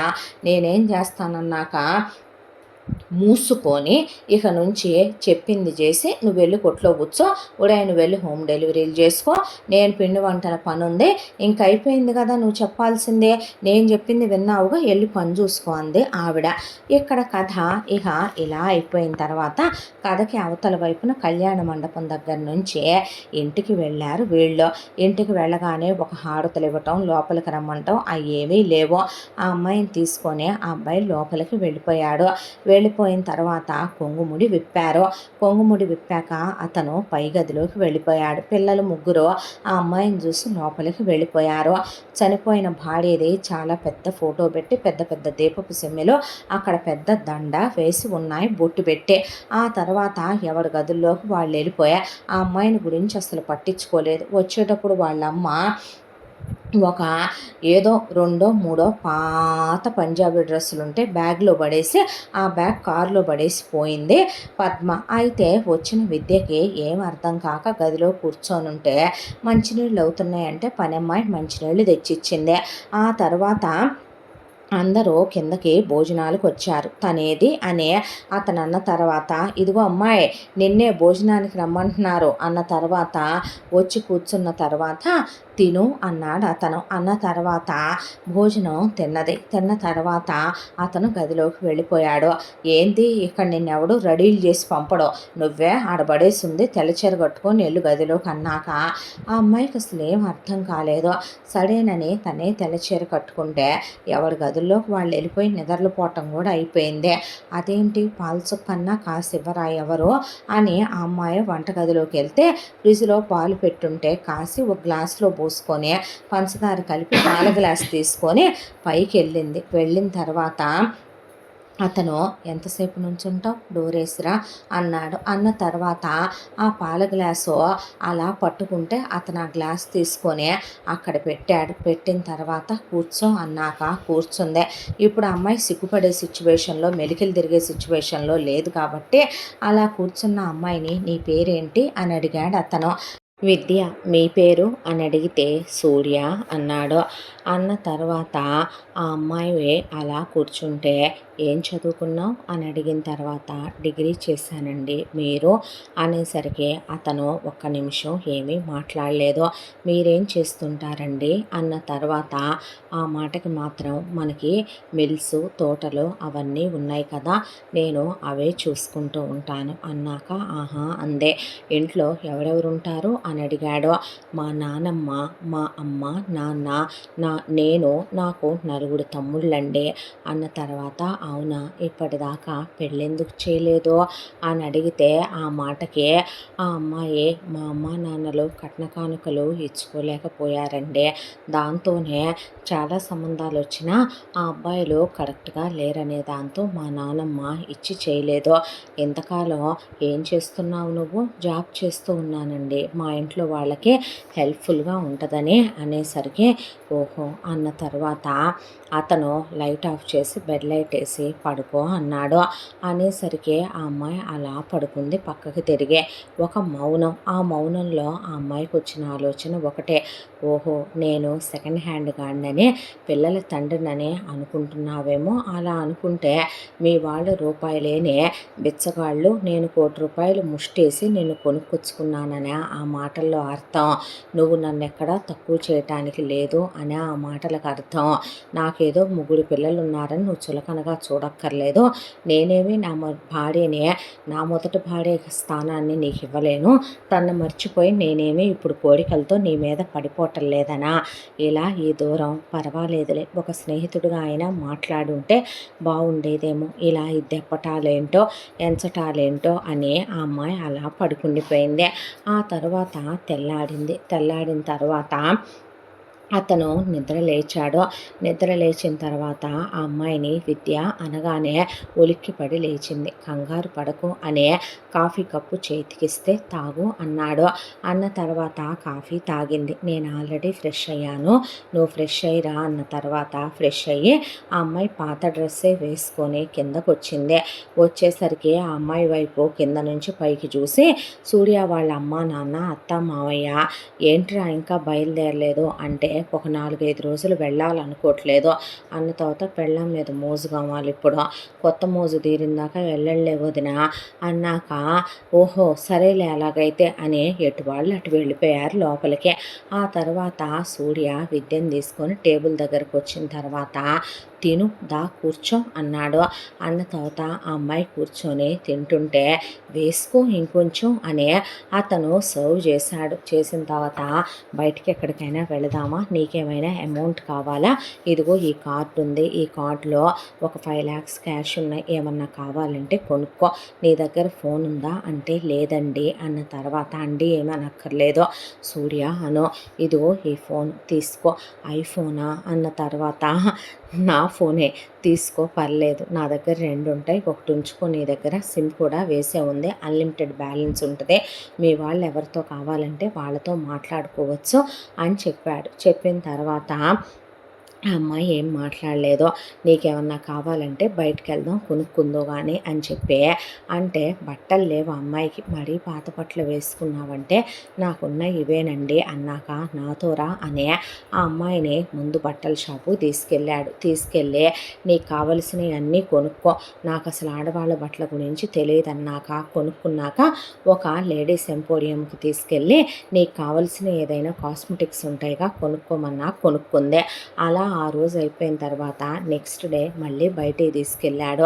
మెడలో ఏమీ వేసుకోవట్లేదు, చేతులు కూడా ఏమీ లేవు, నీకు కావలసిన గోల్డ్ ఐటమ్స్ అవి తీసుకో అని పక్క కూర్చున్నాడు. దాంతో ఆ అమ్మాయి తాళి గొలుసు కూడా వాళ్ళు ఇవ్వలేదు కాబట్టి తాళి గొలుసు, దాంతోపాటు బ్లాక్ బీడ్స్, మినిమల్ గోల్డ్ అవసరమైన రోజు వేసుకునేంత వరకు ఆ అమ్మాయి తాళి, నల్లబూసలు, ఒక 4 గాజులు, ఒక ఉంగరము, ఒక 2 జతల చెవి జోకాల వరకు తీసుకుంది.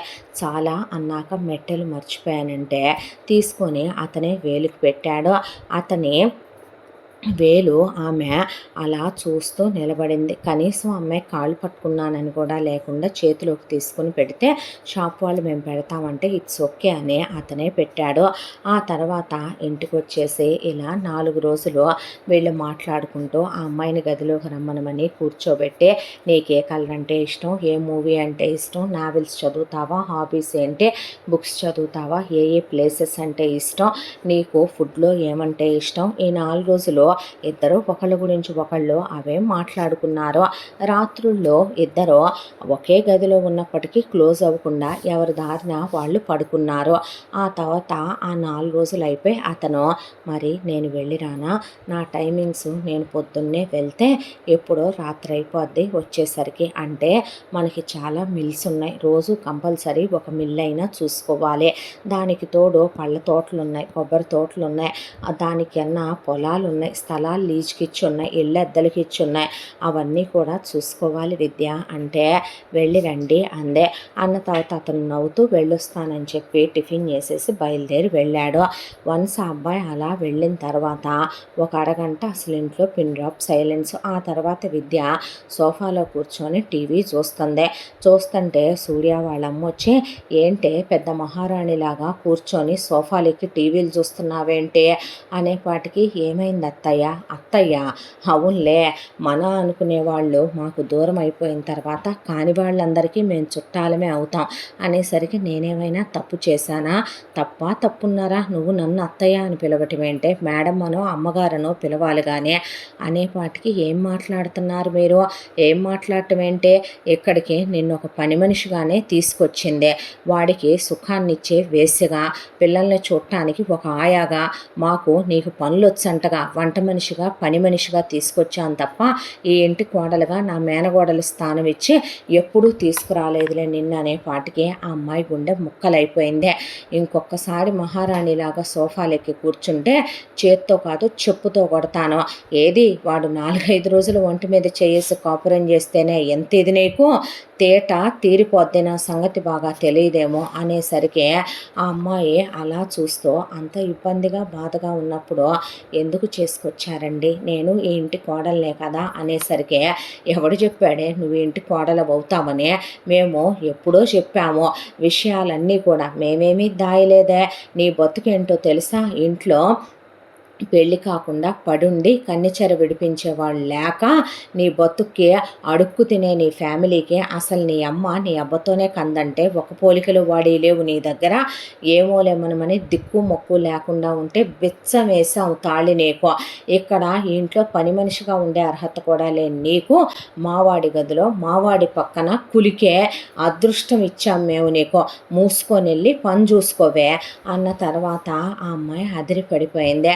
దాంతో వెళ్ళి, పిల్లలు పైనున్నారు వెళ్ళి తీసుకురాపో, పిల్లలు టిఫిన్ తినాలి అన్నాక వెళ్ళి రండమ్మా అనేసరికి, వెళ్ళవే అన్నారు పిల్లలు. ఒకళ్ళకి 10, ఒకళ్ళకి 9, ఒకళ్ళకి 8 వాళ్ళ వయసులో. పని మనిషి కాదమ్మా వచ్చింది నేను అంటే, పని మనిషికి నీకు తేడా ఏంటమ్మా? పని మనిషి డబ్బులు ఇస్తే పని చేసి వెళ్ళొద్దే, నువ్వు మా నాన్న నీకు కిస్సులు హగ్గులు మిగతా అన్నీ కూడా బ్లా బ్లా బ్లా బ్లా బ్లా కోసమే కదవే నువ్వు పెళ్లి చేసుకున్నావు మా నాన్ననే. మా మమ్మీ నువ్వు ఎప్పుడూ ఒకటి కాదు, ఆఫ్టర్ ఆల్ నువ్వు మా స్లేవ్వే, వెళ్ళి పని చూసుకోవే అని ఇంగ్లీష్లో బూతులు కూడా తిట్టారు ఆ అమ్మాయినే. కడుపు తరుక్కుపోయి, ఈ పిల్లలేంటి, ఈ కొంపేంటి, ఈ మనుషులేంటి, అతను చూస్తే మీద చెయ్యేడు, దగ్గరికి తీసుకోడు, అతను చూస్తే స్నేహంగా ఉండడు, వీళ్ళు చూస్తేనేమో ఇలా ఉంటారు. అతను పోయిన భార్యని మర్చిపోలేనప్పుడు, పిల్లల మీద అంత ప్రేమ ఉన్నప్పుడు మరొక ఆడపిల్లని చేసుకొని గొంతుకోయటం ఎందుకు? ఏ డివోర్సీనో ఏ విడోనో చేసుకుంటే సరిపోయేది కదా అతనికి అనే ఆ అమ్మాయి చాలా బాధపడిందే.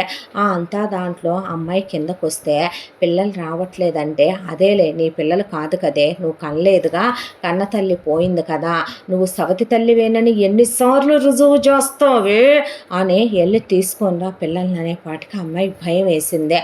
వెళ్తే ఆ పిల్లలు తిట్టడం, కింద వీళ్ళు తిట్టడం, దాంతో 6 సార్లు తిరిగాక అప్పుడు దిగొచ్చారు ఆ పిల్లలు.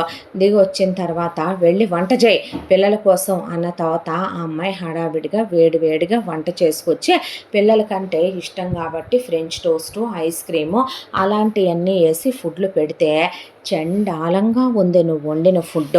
నువ్వేమైనా మా అమ్మవా ఏంటే? మా మమ్మీ ప్లేస్లోకి నువ్వెటూ సరిపోవని మాకు తెలుసు, నీకు ఫుడ్ ప్రిపేర్ చేయటం కూడా రాదా మాకు నచ్చినట్టు అని అమ్మాయి ముఖాన పూసి ప్లేట్లు వేసి కొట్టారు ఆ అమ్మాయి ముఖానికి.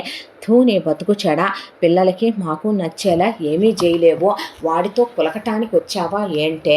ఎందుకు పనికొస్తావే నువ్వు ఇంట్లో అని నానా మాటలని ఆ అమ్మాయి ముఖాన ఎంగిలియన్నీ ఊసి అక్కడ అన్నీ అమ్మాయి నెత్తిన పోసేసి వెళ్ళిపోయి, రండి నాన్న 5 స్టార్ హోటల్లో తిందామని వెళ్ళిపోయారు అందరూ. పనివాళ్ళు అలా చూస్తూ నుంచోనే, మీరు వెళ్ళండి అమ్మా అన్న తర్వాత ఆ అమ్మాయి వచ్చి అలా షవర్ కింద నుంచోనే స్నానం చేస్తూ కళ్ళల్లోంచి నీళ్ళు వచ్చి వెక్కిళ్ళు పెట్టి ఏడ్చింది.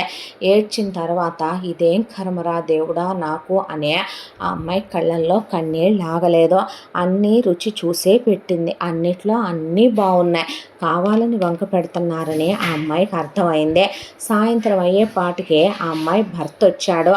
అతను అలా వచ్చాడో లేదో ఇల్లంతా పిన్ డ్రాప్ సైలెన్స్ అయిపోయింది. ఆ తర్వాత ఆ అమ్మాయి అతను రాగానే అతని చేతిలో ఉన్న ల్యాప్టాప్ బ్యాగ్ తీసుకొని అతనికి మంచినీళ్ళు ఇచ్చింది. ఇచ్చిన తర్వాత అతను ఏమైనా తిన్నావా అని అడిగిన తర్వాత నీకోసం ఇవి తీసుకొచ్చాను, బ్యాగ్లో ఉన్నాయి తీసుకో అన్నాడు. ఆ అమ్మాయి ఏం మాట్లాడాల, వెళ్ళి అందరికీ కాఫీలు పట్టరా అంటుండగా మెట్లు ఎక్కుతున్నవాడు ఆగి తను తీసుకురావటం ఏంటమ్మా, పని వాళ్ళు ఏమయ్యారో లీవ్లో ఉన్నారు, అయితే నువ్వే కలిపేయమ్మా అందరికీ, తను తేవడం ఎందుకు అనేసి నువ్వు లోపలరా బెడ్రూమ్లోకనే అతను వెళ్ళిపోయాడు. ఆ తర్వాత విద్య వెళ్ళిన తర్వాత అతను స్నానం చేసి వచ్చి కూర్చొని తిన్నావా, నచ్చాయా అని అడిగాడు తెచ్చిని. ఆ అమ్మాయికి అసలు గొంతు దెక్క, ఏం తెచ్చాడో కూడా చూడలే. బాగున్నాయి తిన్నాననే ఆ తెచ్చిని అక్కడే పడేసింది. ఆ తర్వాత అతను కూర్చొని ఆ అమ్మాయితో ఆలోకేగా అంతా బాగానే ఉందా, అలవాటవుతుందా ఇల్లు అన్న తర్వాత అసలేమీ మాట్లాడకుండా ఏదో పరిధ్యానంలో ఉంది. నిన్నే అన్న తర్వాత అంతా బాగానే ఉంది అనేసింది. ఆ తర్వాత భోజనానికి వెళ్ళి కూర్చుంటే ఇంట్లో వాళ్ళంతా వచ్చి పిల్లుల్లాగా కూర్చున్నారు పిల్లలతో సహా. అతను రా కూర్చో, రోజు చెప్పాలా కూర్చోమని అని చేయి పట్టుకొని పక్కన కూర్చోబెట్టి ఇంకొంచెం వేసుకో అని అతను పెట్టి తినమని తిన్న తర్వాత ఇహ పద తింటమైపోయింది కదా అని పాల గ్లాసులు తీసుకొని ఆ అమ్మాయిని పదమన్నాడు. వెళ్ళాక పాలు తాగి పడుకో అని, తాగిన తర్వాత అమ్మాయిని పడుకోమని తను పడుకున్నాడు.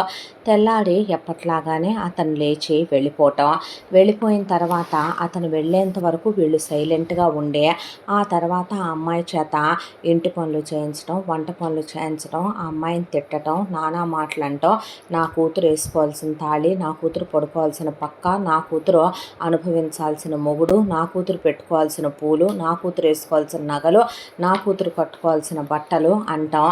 ఆ అమ్మాయి చేత వెళ్ళి కొడుకు అంత క్రితం రోజు తన్నే కాఫీ కలపమన్నాడని, పని మనుషులు లేరా అని అడిగాడని, దాంతో 150 చుక్కలు ముగ్గేసి రంగులు దిద్దు అంటాం, వెళ్ళి మొక్కలకి పాదులు చేయి అంటాం, ఆ అమ్మాయి మీద డ్రైనేజీ నీళ్లు పోయటం, పిల్లలు బూతు మాటలు మాట్లాడటం, చేతిలో ఏది ఉంటే అది తీసుకొని ఆ అమ్మాయికి ఆ పిల్లలు విసిరి కొట్టడం, ఆ అమ్మాయి నడిచే దారిలో నూనె పోస్తే జారిపడి నడుములకి బాగా దెబ్బ తగిలితే వీళ్ళందరూ పక్కా నవ్వుకొని హైఫైలు కొట్టుకోవటం, పిల్లలు ఇంగ్లీష్లో యూ ఫూల్ అంటాం, యూ స్టూపిడ్ అంటాం, ఆ అమ్మాయిని పట్టుకొని కంట్రీ బ్రూట్ అంటాం, నువ్వు ఎలా ఉన్నావో తెలుసా అని టీవీలో బొమ్మలేసి నువ్వు అలా ఉన్నావని ఆ అమ్మాయి గురించి కమెంట్లు చేసి మాట్లాడటం.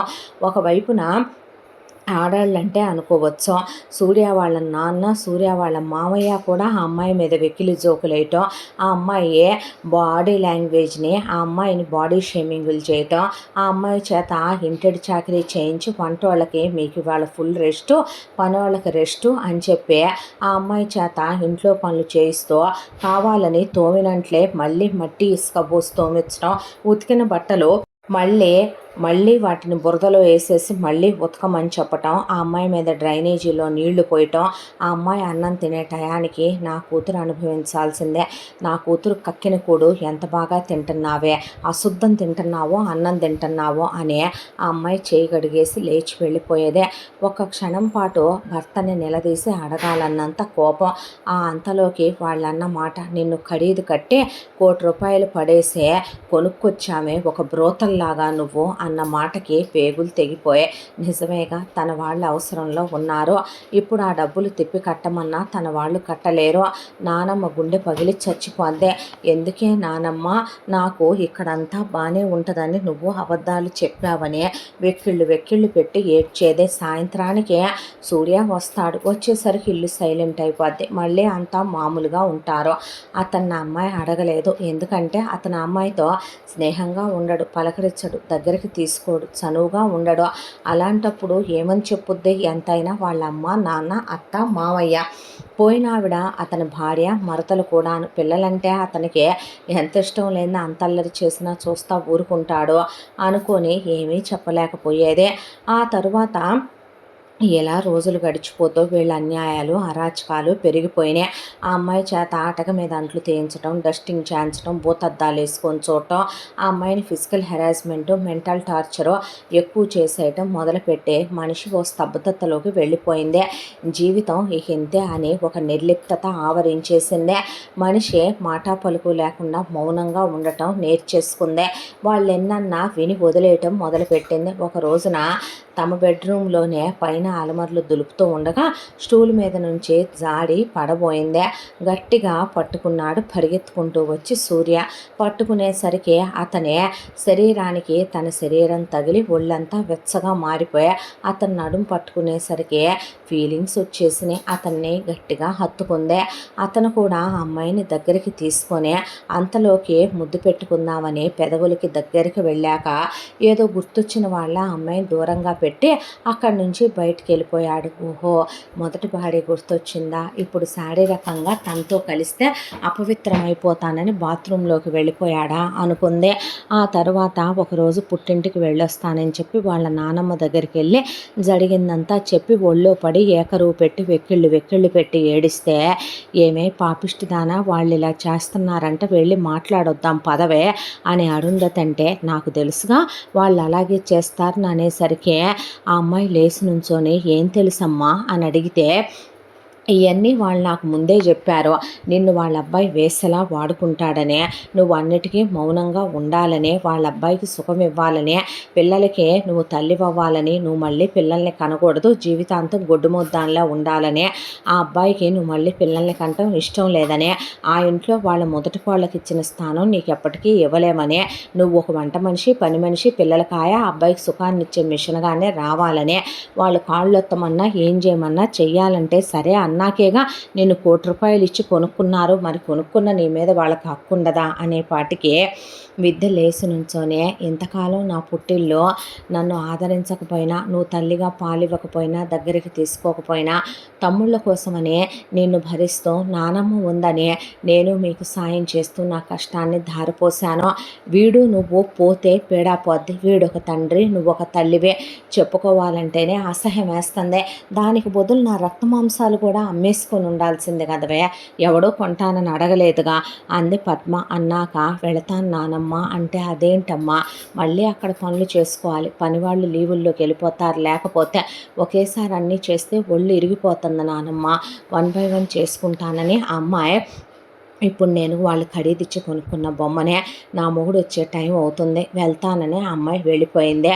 ఆ తర్వాత అరుంధతి ఏడుస్తూ కూర్చుంటే, ఏడిసింది జాలేవమ్మ, మొగుడిని దాన్ని మొగసాలకి ఎక్కిందని, దానికి మొగుడిని ఆకట్టుకోవటం చేతకాటం లేదు, సిగ్గిడిసేసి వాడి మీద పడి, ఇదే దీనికి నచ్చినట్టుంటే దీని కడుపు నువ్వు పిందిగా అయిదా ఏంది మడి కాపోతేనో, ఇది దీని బెట్టు సర్లో నువ్వు పెంచిన పెంపకాలు సరే, అదే సరే, వాళ్ళు ఎప్పుడో చెప్పారో ఇవన్నీ చేయాలని, చేయించుకోమని అప్పచెప్పి నేను అనేపాటికి ఆవిడ కోపం కట్టలు తెంచుకొని అలా కూర్చునేపాటికి పద్మ స్నానానికి వెళ్ళి అప్పుడే టవల్ చుట్టుకొని వచ్చేసరికి ఒళ్ళు మండిపోయిన అరుంధతి 5 కేజీల కారం డబ్బా తీసుకొని పద్మ కళ్ళల్లో నోట్లో ఒళ్ళంతా కొట్టింది. కొట్టేసరికి వామ్మో వాయో దేవుడో అంటుండగా రోకల బండ తీసుకొని బారి పారేసింది అరుంధతి. సుబ్బారావు పరిగెత్తుకొచ్చి అమ్మ అని చెయ్యెత్తితే, ఎత్తరా చెయ్యి, నువ్వు మగాడివైతే నువ్వు నిజంగా ఎత్తరా, దాని మొగుడివే అయితే నువ్వు ఎత్తాలి చెయ్యే, ఇప్పుడికిప్పుడు మొత్తం ఒక ఊరే నా పుట్టింటి తరపున అత్తింటి తరపున వచ్చి నిన్ను నీ పెళ్ళాన్ని ఎముకల్లో సున్నం లేకుండా తన్నెళ్తారో, నీ కొడుకులు ఎటు కాలేజీలో ఉన్నారు, నీ కూతురు ఎటు వెళ్ళిపోయిందే, ఇక ముందే నేనే, ఈ ఇల్లు నాదే, బయటికి గెంటేస్తే మీ బతుకులు కుక్కలు పడవు, కొట్టరా నన్ను అనేపాటికి కొడుకు కళ్ళల్లో కూడా కారం కొట్టి చిత్తగొట్టి పాడేసి, నువ్వు ఒక అబ్బవే, అదొక అమ్మ, ఆడకూతురు వచ్చి అంత నరకం పడేళ్తంటే, ఏమే నీకు ఇప్పుడు తెలియదే, రానున్నాయి చూడు నీకు రోజులు, ముందుంది నీకు ముసళ్ళ పండగ, నేను ఒక కొడుకుని కంటేనే నువ్వెంత లేఖీదాని వచ్చావు కోడలుగా, నలుగురిని కన్నావు కదే, తెస్తారు చూడు డైనమేట్లుగా వస్తాయి నీ కోడళ్ళు అనేసి ఆవిడ ఏడుస్తూ కూర్చొని పద్మ నోరెత్తినప్పుడల్లా తంతం మొదలుపెట్టింది. ఇంత దాంట్లో విద్యకి సూర్యకి పెళ్ళయ్యి ఇంకొక 10 రోజుల్లో సంవత్సరం ఫస్ట్ యానివర్సరీ. దాంతో సూర్య డాక్టర్ దగ్గరికి వెళ్ళి డాక్టర్ ఇచ్చిన ఫైల్ తీసుకొచ్చే ముఖంలో ఒక చిరునవ్వు. ఆ ఫైలు అలా చూసుకొని టేబుల్ మీద పక్కన పెట్టుకున్నాడు. పెట్టుకున్న తర్వాత ల్యాప్టాప్ ఓపెన్ చేసి హనీమూన్ స్పాట్లన్నీ చూసుకొని అందులో ఎక్కడ ప్రశాంతంగా ఉంటుంది, రొమాంటిక్గా ఉంటుంది అక్కడ అన్నిటికీ టికెట్లు బుక్ చేసేసుకుని అకామిడేషను, ఫుడ్డు అన్నీ చూసుకుంటూ అన్నీ బుక్ చేసుకున్నాడు ఫ్లైట్ టికెట్లతో సహా. అప్పటికప్పుడంటే ఆ రోజు కుదరదోనని షాపింగ్కి వెళ్ళి విద్య కోసమని చీర కొని నచ్చదో అని నవ్వుకుంటూ భార్య కోసం diamond necklace, ear rings, bangles set తీసుకొని సర్ప్రైజ్గా ఇవ్వాలి, ఆనందపడిపోద్ది అని. ఆ తర్వాత అక్కడి నుంచి ఇంకేమి ఇష్టం చాక్లెట్లని, ఇంపోర్టెడ్ చాక్లెట్లు అన్నీ తీసుకుని అన్నీ కలిపి గిఫ్ట్ ప్యాకులు చేయించి అదే రోజున హనీమూన్ స్పాట్లోనే ఇవ్వాలి, అప్పుడైతేనే హ్యాపీగా ఫీల్ అవుద్దని స్పెషల్గా ప్రపోజల్ రింగు తీసుకున్నాడు. తీసుకున్న తర్వాత అవన్నీ తీసుకొని సూర్య బయలుదేరేసరికి ఆ రోజు పొద్దున సూర్య వెళ్ళాక ఇంట్లో పెద్ద గొడవ అయ్యి విద్యని పద్దాక నా కూతురు స్థానం నువ్వు తీసుకున్నావు అంటంటే మీ కూతురు పోయింది కదా, మీ కూతుర్ని నేను పొమ్మన్నానా, మీ కూతురు స్థానంలోకి నేను వస్తానన్నానా, ఎందుకు పెళ్లి చేసుకొని తెచ్చిన తర్వాత టార్చర్లు పెట్టి నరకం పెడుతున్నావు నువ్వు అనేసరికి ఒకవైపున సూర్య వాళ్ళ అత్తొచ్చి విద్యనే చేయి చేసుకుంది. దాంతో సూర్య వాళ్ళ అమ్మ కూడా కొట్టి నోరు మూసుకొని పడుండవే నీతి మాలిన కుక్క, ఏమే వాడు ముట్టుకుంటున్నాడని ఆగట్లేదా, ఏదైనా తేడా వస్తే పాలేరులో నీ గదిలోకి పంపి నిన్ను చెరిపించి నువ్వే పిలిచావని చెప్తావు, నీ బతుకుచ్చాడా, ఏం బతుకే నీదని ఆ అమ్మాయిని నానా మాటలు అని. ఆ రోజు ఈవినింగ్ అయ్యేసరికి ఇంట్లో వాళ్ళు మొత్తం పిక్నిక్ అని చెప్పి చెప్పా పెట్టకుండా ఇంట్లోంచి వెళ్ళిపోయారు. పనివాళ్ళు వాళ్ళ పనులు వాళ్ళు చేసుకుంటున్నారు. ఆ అమ్మాయికి అంతమంది ముందు అంత హీనంగా అమ్మాయిని మామ బూతులు తిట్టి అత్త కొట్టి ఒకవైపున సవతి అమ్మా నాన్నలు తిట్టి కొట్టి ఆ అమ్మాయిని అవమానంతో వెళ్ళి గదిలో కూర్చుంది. కట్టుకున్నవాడ దగ్గరికి తీసి ముట్టుకోడు, ఆ పిల్లల అమ్మగా అనుకోరు, వీళ్ళ మనిషిలా చూడరు, అసలు ఎందుకు బ్రతకాలి అని ఆ ముసలోళ్ళకి నిద్ర మాత్రలు వేసుకునే అలవాటు ఉంటే 4 ఫుల్ బాటిల్స్ ఉంటే తెచ్చి విద్య మింగేసి పడుకుండిపోయింది మత్తులో. సూర్య అప్పటికి విద్య ట్యాబ్లెట్లు వేసుకొని ఒక 10 నిమిషాలు అయిపోయింది. చాలా ఫాస్ట్గా మత్తెక్కే ట్యాబ్లెట్లు అవే. దాంతో వచ్చిన సూర్య పడుకోనుందే అని లేపలేదు. తెచ్చిన గిఫ్ట్లన్నీ లోపల పెట్టి లాకర్లో లాక్ చేసి మెడికల్ ఫైల్ కూడా నవ్వుకుంటూ లోపల పెట్టేసిన తర్వాత వెళ్ళి స్నానం చేసి వచ్చాడు. శబ్దం అవుతున్నా కూడా లేవట్లేదేంటి అని ఒంట్లో బాగాలేదా అని దగ్గరికి వచ్చే బుగ్గ మీద చెయ్యేసి చూశాడు. చూస్తే చల్లగా తగులుతుంది ఒళ్ళు. దాంతో ఊపి చూస్తే మనిషి కదలటల్లా. గట్టిగా కుదిపేపాటికి చేతిలో నుంచి ట్యాబ్లెట్ బాటిల్ కింద పడిపోయింది. చూస్తే కింద ఇంకో 3 బాటిల్స్ ఉన్నాయి. తీసుకొని స్లీపింగ్ పిల్సా 4 బాటిల్స్ మింగిందా అనే అమ్మాయిని ఎత్తుకొని ఎందుకు చేసింది ఎలా అని కారులో పడుకోబెట్టుకొని పెద్ద హాస్పిటల్ తీసుకెళ్ళి వేసుకొని ఎక్కువసేపు కాలేదని వాళ్ళు ట్యాబ్లెట్లన్నీ కక్కిచ్చారు.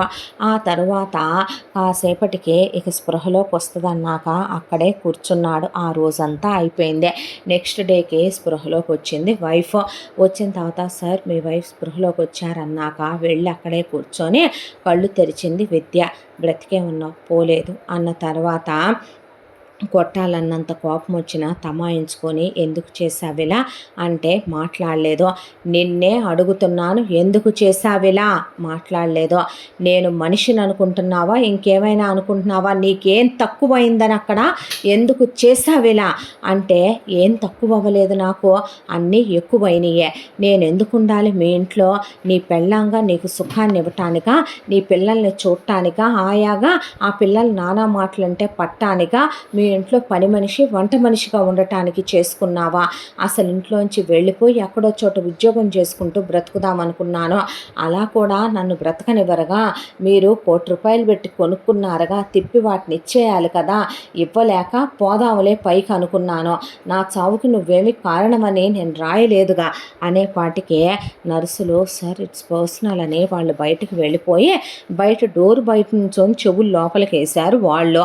ఈలోపు నువ్వేం మాట్లాడుతున్నావు మాట్లాడుతున్నావో నాకు అర్థం కాలేదు, ఇవన్నీ నీకు తెలియకుండానే జరుగుతున్నాయంటే నన్ను నమ్మమంటావన్నమాట అనేసరికి, ఏం జరుగుతుందో చెప్పు విద్య నాకు నువ్వు అనేసరికి, పెళ్ళై వచ్చిన రోజు లగాయితో స్టిల్ టుడే ఆ అమ్మాయి ట్యాబ్లెట్లు వేసుకునే వరకు జరిగింది మొత్తం ఎక్స్ప్లెయిన్ చేసుకొస్తే కూర్చుండిపోయాడు సూర్య. ఆ తర్వాత డాక్టర్ దగ్గరికి వెళ్ళి, డాక్టర్ తనకి ఎలా ఉంది, డిశ్చార్జ్ చేసేస్తున్నామంటే డిశ్చార్జ్ షీట్ మీద సంతకం పెట్టి ఆ అమ్మాయిని డిశ్చార్జ్ చేయించుకొని డైరెక్ట్గా ఇంటికి తీసుకొచ్చాడు.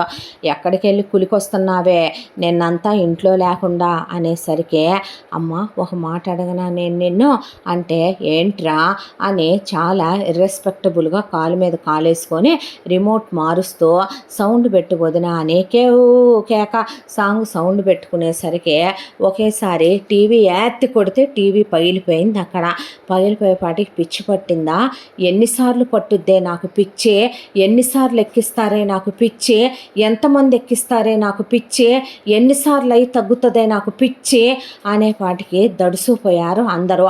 అక్కడున్న సామాన్లు మొత్తం పట్టా పట్టా పట్టా పట్టా పగిలిపోయే. విద్య అలా నుంచుండిపోతే, తను నా భార్య, ఇంటికి పని మనిషా, అసలు ఎవడికో పుట్టిన వేళకే నేనే అబ్బని కాను, తనెలా అమ్మ అవుద్దే, తన నాయగా తీసుకొచ్చారా అనేపాటికే పని వాళ్ళతో సహా అమ్మాయి అందరూ హతాశులైపోయి నుంచున్నారు. విద్య నీతో పెళ్ళికి ముందే మాట్లాడుండాల్సిందే, నాకు అసలు తెలియదురా, నువ్వు ఇప్పుడు ఎలాగైతే చెప్పావో నాకు నీ గురించి, నువ్వెలా నన్ను మండపంలో చూసావో నేను నిన్ను అప్పుడే చూడటమే, నీకు జరిగిన కథ అంతా చెప్పాలి, చెప్తాను వినో. మా అమ్మ నాన్నది, మా అత్తయ్య మామయ్యది కుండ మార్పిడి పెళ్ళిళ్ళు. మా అమ్మకి స్వయాన అన్నయ్య ఇతను, మా నాన్నకి చెల్లెలు ఆవిడ, వాళ్ళిద్దరికీ పెళ్ళిళ్ళు చేయటం వల్ల వీళ్ళు అతి చనువుగా ఉంటారు.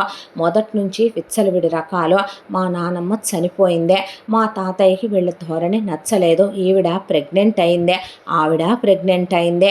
మా అమ్మకి టెస్ట్ చేయించితే అప్పట్లో స్కానింగ్లో చెప్పి, నేను బాబు నన్నారని వారసుని కాబట్టి మా తాత ఆస్తి మొత్తం నా పేరు మీద పెట్టి ఆయన పోయాడు. మా మావయ్య మా నాన్న అప్రయోజకత్వపు వెధవలు.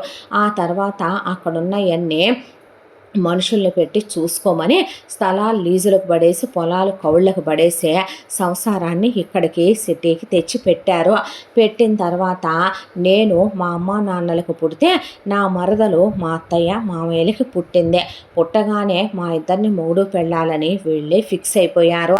ఆ తర్వాత అది ఎంత పెంకిదంటే, ఎంత మొండిదంటే, చిన్నప్పటి నుంచి నా చేతిలో ఏమున్నా లాగేసుకొని నన్ను కొట్టటం, తిట్టటం, తినే వాటిల్లో ఉమ్మి వెళ్ళటం, రక్తాలు వచ్చేలా గోళ్లతో దింపేసి గిచ్చటం, దానికి ఎలాంటి చండాల పెంపకం వీళ్ళు పెంచి దరిద్రమైన మేనరిజాలు దానికి చాలా ఉన్నాయి. ఆ తర్వాత ఒక రోజున ఆడుకుంటూ ఉండగా, నాకు 10 ఏళ్ల వయసు, దానికి అంతే ఉంటుంది, నా చేతిలో ఉన్న బొమ్మ కావాలంటే నేను ఇవ్వనన్నానని నన్నదే పైనుంచి తోసేసింది. కింద పడ్డాన్రా, తలకి బాగా దెబ్బ తగిలిందే. 5th క్లాస్ అయిపోయింది, సమ్మర్ హాలిడేస్, 6th వెళ్ళబోతున్నాను. ఆ తర్వాత తీసుకెళ్ళి హాస్పిటల్లో పడేస్తే మతిస్థిమితం కోల్పోయాను. పిచ్చెక్కింది నాకు. ఓపెన్గా చెప్పాలంటే వీళ్ళు డాక్టర్లను అడిగితే డాక్టర్స్ ఒక షాకులో అలా తగిలి ఇంకో షాకులోనే రావాలి నాకు బ్రెయిన్ అని చెప్పారు. ఆ తర్వాత ఒక్కరోజు ఈవిడ నన్ను పట్టించుకోలా, నాకు అన్నం పెట్టలా, నన్ను తినమనేవాళ్ళు, వదిలేసేవాళ్ళు, కొట్టేవాళ్ళు, తిట్టేవాళ్ళు, పిచ్చోడా ఇట్రారా అటు పోరా, పిచ్చెదవా, పిచ్చి సన్నాసి, ఇంకెందుకులే చాలా మాటలు మాట్లాడేవాళ్ళు నా గురించి. వీళ్ళు జోకులు వేసుకోవటం, నవ్వటం ఏమీ తెలిసేది కాదు. నా బ్రెయిన్ ఆ 5 సంవత్సరాల పిల్లాడి దగ్గరే ఆగిపోయిందే. నువ్వేం చదువుకున్నారన్నప్పుడు నేను అందుకే ఏమీ చెప్పలేదు, నేనేం చదువుకోలేదు కూడాను. ఆ తరువాత 18 ఏళ్ళు నాకు, వీళ్ళ అమ్మాయికి వచ్చాక ఆస్తి నా పేరు మీద ఉందని, ఎక్కడ పరాయి వాళ్ళకి ఆస్తి వెళ్ళిపోద్దోనేమోనని దానికి నాకు వీళ్ళు పెళ్లి జరిపించారు. 5 ఏళ్ల పిల్లాడి దగ్గరే నా బ్రెయిన్ ఆగిపోవటమో ఏమో కానీ నాకు కాపురాలు, సంసారాలు, ఓపెన్గా చెప్పాలంటే సెక్స్ గురించి ఏమీ తెలియదు. వీళ్ళ అమ్మాయి కూడా నన్ను ఎప్పుడూ దగ్గరికి తీసుకుని ముద్దాటమో లేదా నాతో కాపురం చేయాలి అనుకోవటమో చేసేది కాదు. వీళ్ళందరూ నిద్రపోయిన తర్వాత నాకెటు మతిస్థిమితం లేదు కాబట్టి నా గది కిటికీలో నుంచి ఎవడో ఒకడిని పిలిపించుకొని పోరా పిచ్చోడా వెళ్ళి మూల కూర్చొని నా ఎదురుగానే నగ్నంగా వాడితో వీళ్ళ అమ్మాయి క్లోజ్ అయ్యేదే. అంతా నేను చదువుకున్న 5వ తరగతి వరకు చదువుకున్న నాకు తెలిసిన ఆపసి జ్ఞానంలో అలా అమ్మాయి అబ్బాయి కలవటం తప్పు, అలా వాళ్ళని చూడటం తప్పని కళ్ళు మూసుకొని బాల్కనీలో పడుకునేవాడిని ఏడుస్తూ నన్ను కాళ్ళతో తంతూ ఇద్దరూ కలిసే అక్కడే చాలా అసభ్యంగా ప్రవర్తించి ఒకళ్ళ తర్వాత ఒకళ్ళని వీళ్ళ ముగ్గురినే అది వాడికే కన్నదే. దానికి విపరీతమైన శారీరక కోరికలు ఎక్కువ. నన్ను తీసుకొని బయటికి వెళ్తున్నానని ట్రిప్పులకి తీసుకెళ్ళి నన్ను గదిలో పడేసే విచ్చలవిడిగా అది విటుల్ని పిలిపించుకొని కాల్ బాయ్స్ని పిలిపించుకొని తిరిగి వచ్చేదే. అలాగే ఒక రోజున అది నన్ను తీసుకొని వంక నా మీద పెట్టి కారులో తీసుకెళ్తూ ఉండగా అదే ఒక బాయ్ ఫ్రెండ్తో నేను వస్తున్నాను నువ్వు వెయిట్ చెయ్యి, అలాగే పలానా మందు ఆర్డర్ ఇవ్వు అని చెప్పి మాట్లాడుతూ ఉండగా చేతిలో ఫోన్ జారి కింద పడిందని వంగిందే. ఎదురుగా వస్తున్న లారీకి ఇది వెళ్ళే ఫాస్ట్కి కారు గుద్దుకుంది. నా వైపున బలూన్స్ ఓపెన్ అయి దాని వైపున ఓపెన్ అవ్వలేదు. అక్కడికి నా తల మళ్ళీ బలంగా కింద పడి రాయి కొట్టుకొని అది స్పాట్లో పోయింది. నేను బతికేశాను.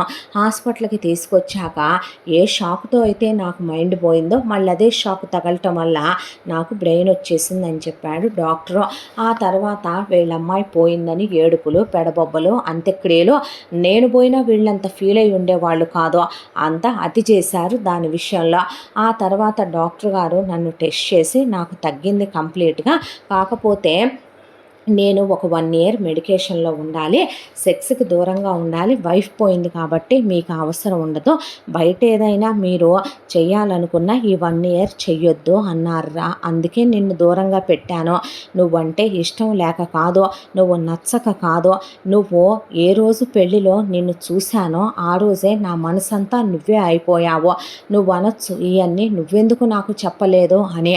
ఎందుకు చెప్పలేదంటే నేను పిచ్చోడిని తెలిస్తే పొద్దున నీకు నాకు పుట్టబోయే పిల్లలు పిచ్చోళ్ళు పుడతారేమో, నాది ఎక్కడ పిల్లలకు సంక్రమించుద్దని నువ్వు అంటావేమోనని నాకు చాలా ఇన్ఫీరియారిటీ కాంప్లెక్స్ అనిపించింది. పైగా నువ్వు నన్ను వదిలేసి వెళ్ళిపోతావేమో అనే బాధ అనిపించింది. లైఫ్ మీద నాకు హోప్స్ ఉన్నాయిరా, నేను వర్జిన్ని, ఇప్పుడు దాకా ఎవరిని ముట్టుకోలేదు, నాకు నువ్వంటే ఇష్టమే, నాకు ఫీలింగ్స్ వస్తున్నాయి, డాక్టర్ దూరంగా ఉండమన్నాడు అనే దాంతోనే నీకు క్లోజ్ అయితే నిన్ను వదిలి దూరంగా ఉండలేను అనే దాంతోనే నిన్ను దూరం పెట్టాను. నేను నువ్వెందుకు నాకు నిజం చెప్పలేదో సిచ్యువేషన్ అర్థం చేసుకోగలను. మీ అమ్మ నాన్న నీ చుట్టూ పరిస్థితులు నిన్ను మాట్లాడనివ్వలేదు. అలాగే వీళ్ళు ఎక్కడ నేను వేసలతో తిరుగుతానో ఆస్తి ఎవరికన్నా పెట్టేస్తానేమోనని నిన్నిచ్చి నాకు చేసే అప్పటికప్పుడు ఆ రోజు గంట ముందు చెప్పి తీసుకొచ్చారా నన్ను పెళ్ళికి. ఆ తర్వాత నీకు అన్నీ కలిసి మనిద్దరం కలవబోయే ముందు చెప్పాలనుకున్నాను.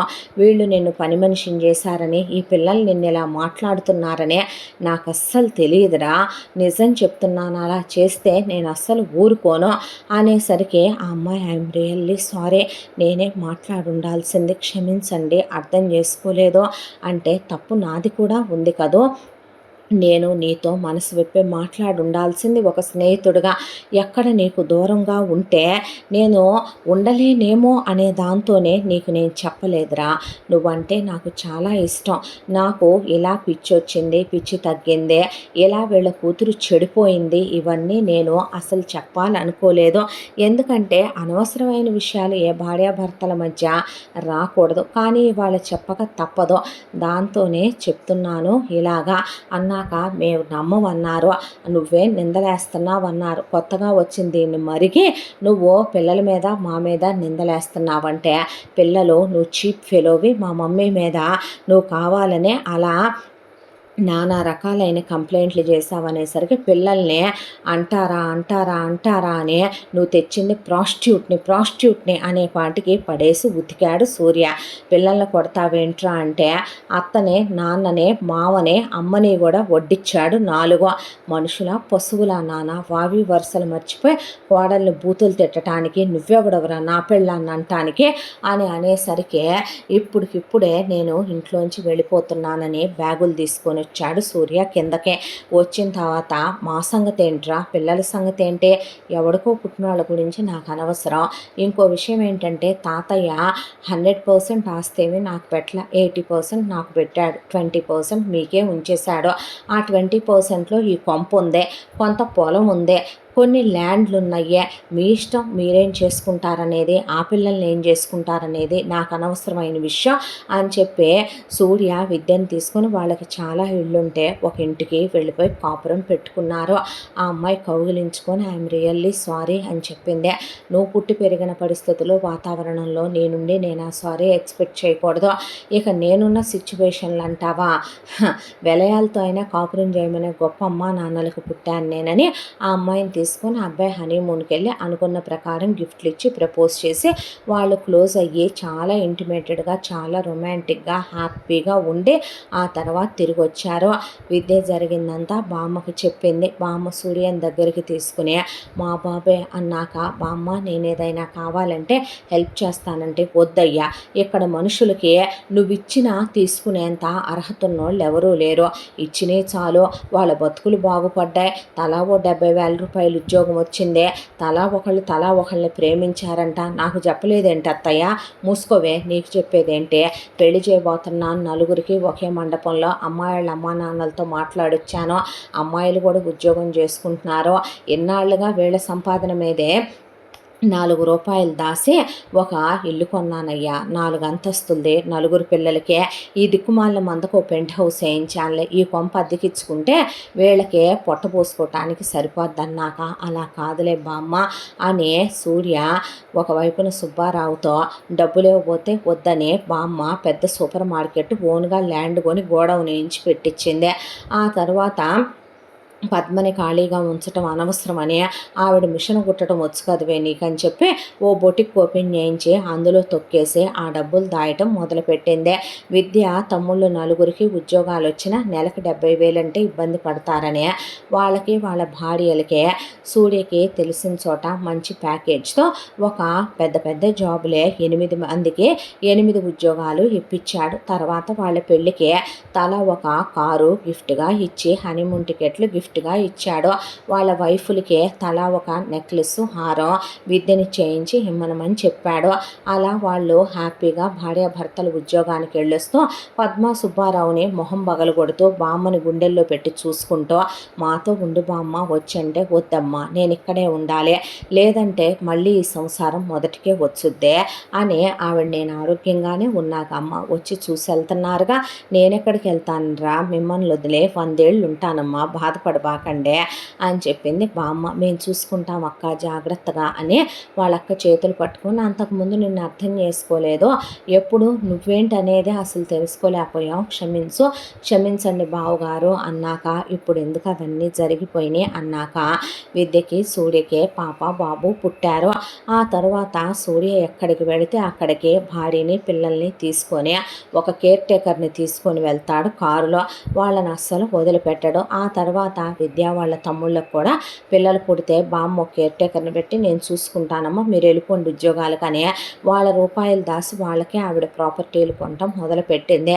ఇక ఎప్పుడైతే సూర్య పెళ్ళాన్ని తీసుకొని వచ్చేసాడో, సూర్య వాళ్ళ అమ్మా నాన్న, అత్తయ్య మావయ్య ఆ పిల్లల్ని పెంచే విచ్చలవిడి పెంపకానికి వీళ్ళకి పిల్లలు పుట్టే టయానికి ఆ పిల్లల్లో ఫస్ట్ పుట్టింది ఆడపిల్ల. అది ఆల్రెడీ ఒక అబ్బాయిని తీసుకొని దొరికినన్ని డబ్బులు నగలు తీసుకొని ఇంట్లో నుంచి లేచిపోయింది.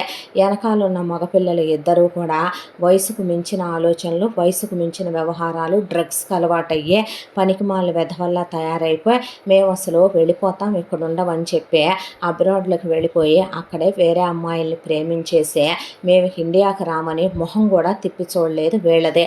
ఒకవైపున రోగాలు, రొస్ట్లు, లేవలేక, పనివాళ్ళు పిలిస్తే పలక్క, పనివాళ్ళు మనవాళ్ళ చూడక మంచంలో పడే, అలా తీసుకుంటూ ఆ పిల్లలు తిరిగి రాకపోతారా, వచ్చి చూడకపోతారా అని అలా పడి కొట్టుకుంటున్నాయి వాళ్ళ ముసలి ప్రాణాలు. అంతా దాంట్లో పోయిన పెళ్ళాన్ని సూర్య పతిత విలయాలు అని చేసిన పనికే అన్నా సరే వాళ్ళకి రోషాలు వచ్చి చావులో కూడా నిందేశాడని వాళ్ళ అమ్మాయి మీద వాళ్ళు ఎప్పటికీ సూర్య దగ్గరికి వెళ్ళింది లేదు, పశ్చాత్తాపడింది లేదు, క్షమాపణలు చెప్పింది లేదు.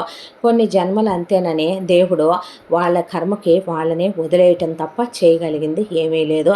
ఇంతటితో ఈ కథ పూర్తి. మళ్ళీ మరొక మంచి కథతో కలుసుకుందాం. తప్పకుండా మన ఛానల్ని లైక్ చేయండి, షేర్ చేయండి, సబ్స్క్రైబ్ చేయండి, బెల్ ఐకాన్ క్లిక్ చేసి ఆల్ అనే బటన్ని ప్రెస్ చేయడం మర్చిపోకండి. ఎంత మంచి కథను మనకు అందించిన కథా రచయిత్రి సాయి లలిత గారు. మరో మంచి కథతో కలుసుకుందాం. Thank you so much.